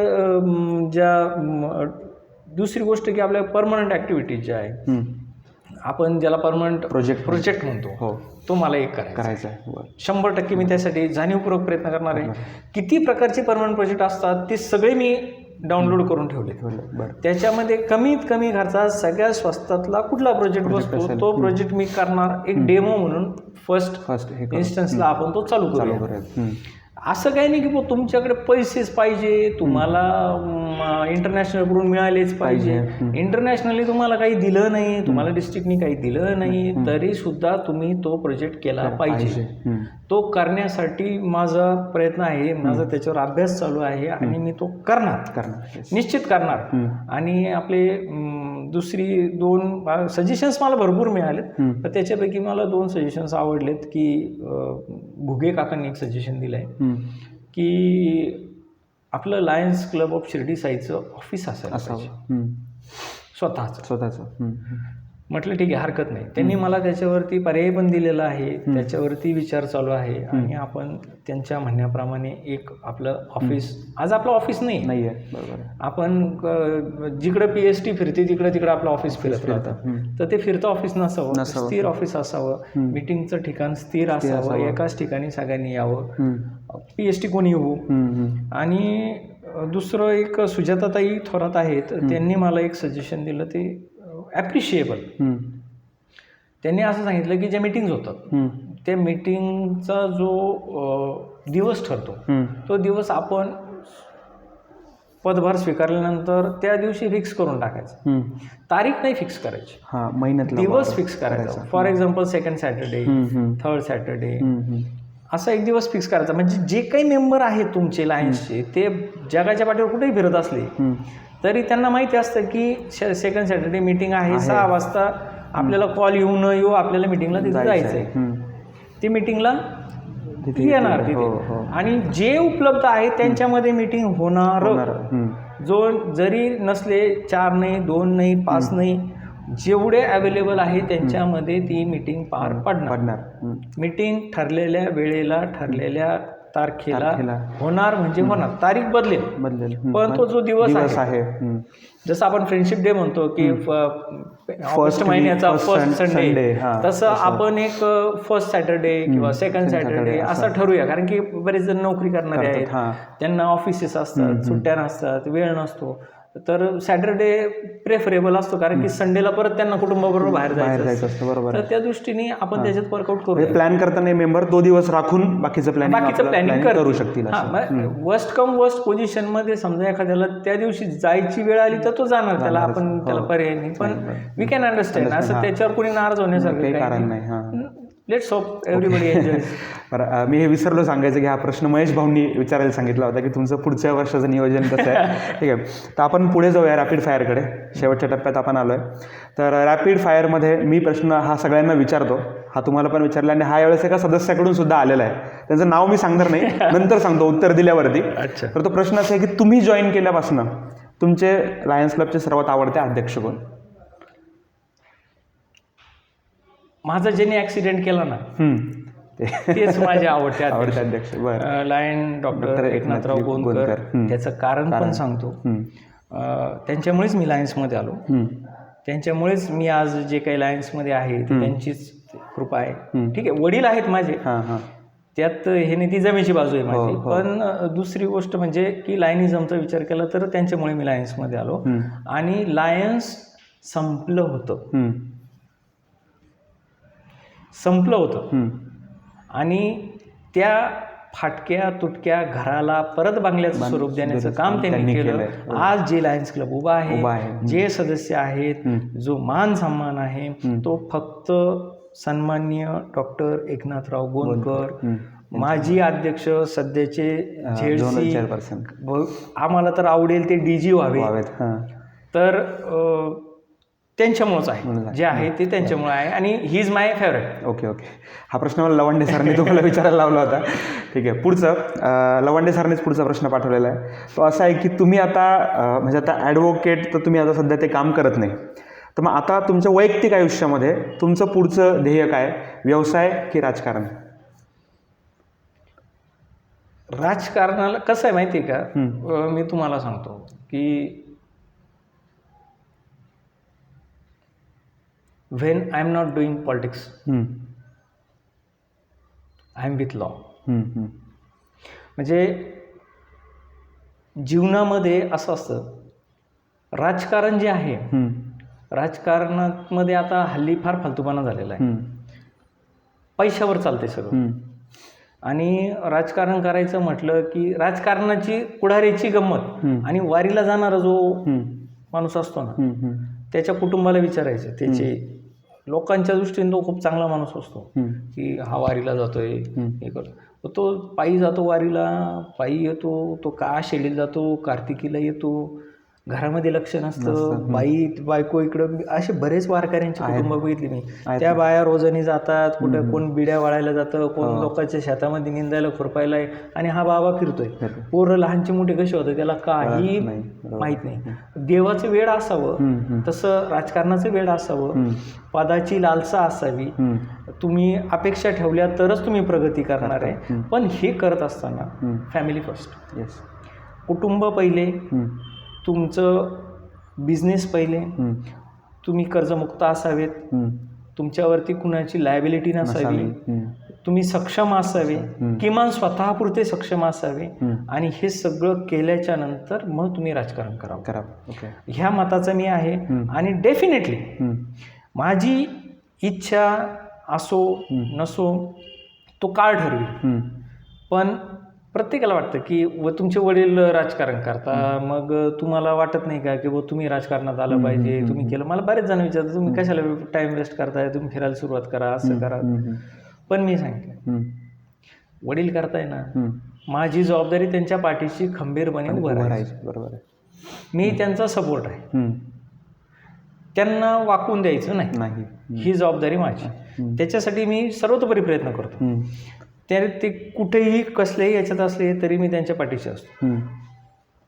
ते ज्या दिवशी म्हणतील ना की आता तू आणि मी तुझ्या मागे, आपल्याला जागा इंटरचेंज करायची, त्या दिवशी मी पुढे येणार. माझी स्वतःची कुठली अपेक्षा नाही. मला म्हणजे लोकांना वाटतं मी आमदार झालो पाहिजे, मी खासदार झालो पाहिजे, मी असं झालं पाहिजे, मला हे मिळालं पाहिजे, मी नगरसेवक झालो पाहिजे. कुटुंब महत्वाचं, कुटुंबाचा सपोर्ट. कुटुंब म्हणजे आई आणि वडील आणि बायको, ह्या 3 गोष्टी अशा असतात. ह्या तिघांचा जर तुम्हाला सपोर्ट असेल तर तुम्ही जगावरती विजय मिळवू शकता. बरोबर, जगावर. नाहीतर तुम्ही काहीही करू शकत नाही. म्हणून ह्या तिघांनी ज्या वेळेला मला प्रेफरेबली सांगितलं की yes we are with you, त्या दिवशी एनी कॉस्ट एनी हाऊ विजयी रथ कसा खेचून आणायचा ते मला माहिती आहे. तेव्हा पदार्पण होईल. याचं उत्तर असं म्हणूया की सध्या व्यवसाय, पुढे जाऊन राजकारण, असं. ठीक आहे. तुमचा फेवरेट पास टाईम कुठला, वाचन की ट्रॅव्हलिंग? माझा सगळ्यात फेवरेट पास टाईम असा आहे, म्हणजे मला वाचनाची आवड आहे, मला ट्रॅव्हलिंगची आवड आहे, मला सगळी आवड आहे. पण माझ्यासाठी सगळ्यात म्हणजे मला, आपण म्हणतो ना की मी मेंटली साऊंड, एकदम शांत, ते ज्याला म्हणतो ना, मला एकटं राहायला खूप आवडतं. वा. म्हणजे ज्यावेळेस कोणी नसतं ना त्यावेळेस मी एकटा असतो, आणि एकटा ज्यावेळेस असतो त्यावेळेस मी सगळ्यात खुश असतो. का? कारण की माझा मेंदू माझ्या पद्धतीने पळत असतो आणि तो मला दिशा देत असतो. मी विचार करत असतो, तो विचार करण्याची वेळ मला त्यावेळेस मिळते. बरोबर आहे. आपण पुस्तक वाचत असलो की आपण त्या पुस्तकामध्ये तल्लीन होतो, आपण त्या विचाराचा होतो. माणसांमध्ये असलो तर ज्या पद्धतीने विषय चाललाय त्या विषयामध्ये आपण गुरफटत जातो, आणि तुमचं ब्रेन दुसऱ्यांनी ठरवलेल्या मार्गाने चालत असतं. बरोबर आहे. तर आपल्याला मेंढ्याने व्हायचं. लायनिझम कसं आहे, लायन्स म्हणजे काय त्याचं तुम्ही बघितलं का? लायन्समध्ये सिंहाचं चित्र आहे. बरोबर आहे. आणि तुम्हाला लायन म्हटलं जातं. लायन का म्हटलं जातं? लायन जंगलाचा राजा का आहे? जंगलामध्ये सगळ्यात उंच प्राणी कोण? तर जिराफ. सगळ्यात स्ट्रॉंग कोण? तर तो गेंडा आहे किंवा हत्ती आहे. बरोबर. सगळ्यात चपळ कोण आहे? तर तो चित्ता आहे. सगळ्यात धूर्त कोण आहे? तर तो लांडगा आहे. सगळ्यात जास्त उड्या मारणार कोण आहे? ते माकड आहे. यापैकी एकही गुण त्या लाईनमध्ये नाही. काय नाही आहे?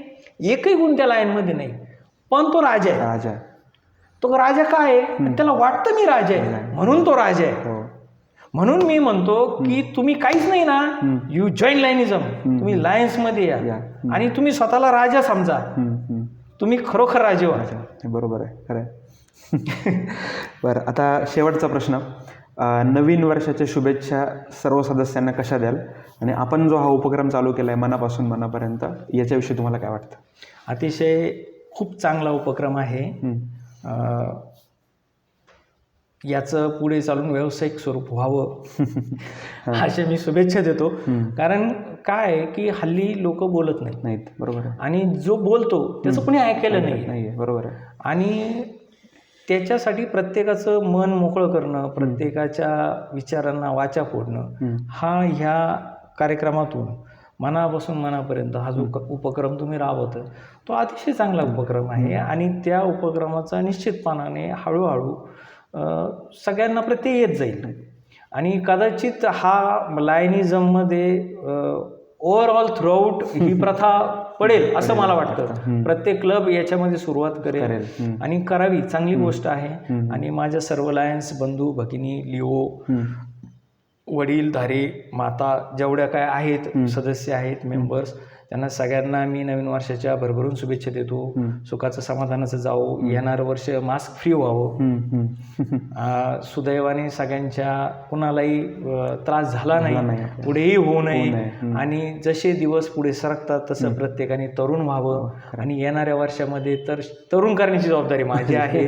मी 100% तुम्हाला तरुण करण्यासाठी जाणीवपूर्वक प्रयत्न करणार आहे. फक्त तुम्ही सज्ज व्हा. तर मित्रांनो, हे होते मी ज्या प्रकारे सुरुवातीला त्यांचं वर्णन केलं की यंग, डायनामिक, डॅशिंग, तरुण तडफदार अशा आपल्या म्हणजे क्लबचं भावी नेतृत्व ॲडव्होकेट संदीप एकनाथ गोंदकर. मी आशा करतो की तुम्हाला हा एपिसोड नक्की आवडेल. सर्वांनी हा व्हिडिओ आपल्या आप्तेष्टांबरोबर शेअर करा, पूर्ण शेवटपर्यंत बघा. आणि सर्वांना पुन्हा एकदा मी आग्रह करतो की या कार्यक्रमावरती असंच आपलं प्रेम राहू द्या. नमस्कार, धन्यवाद.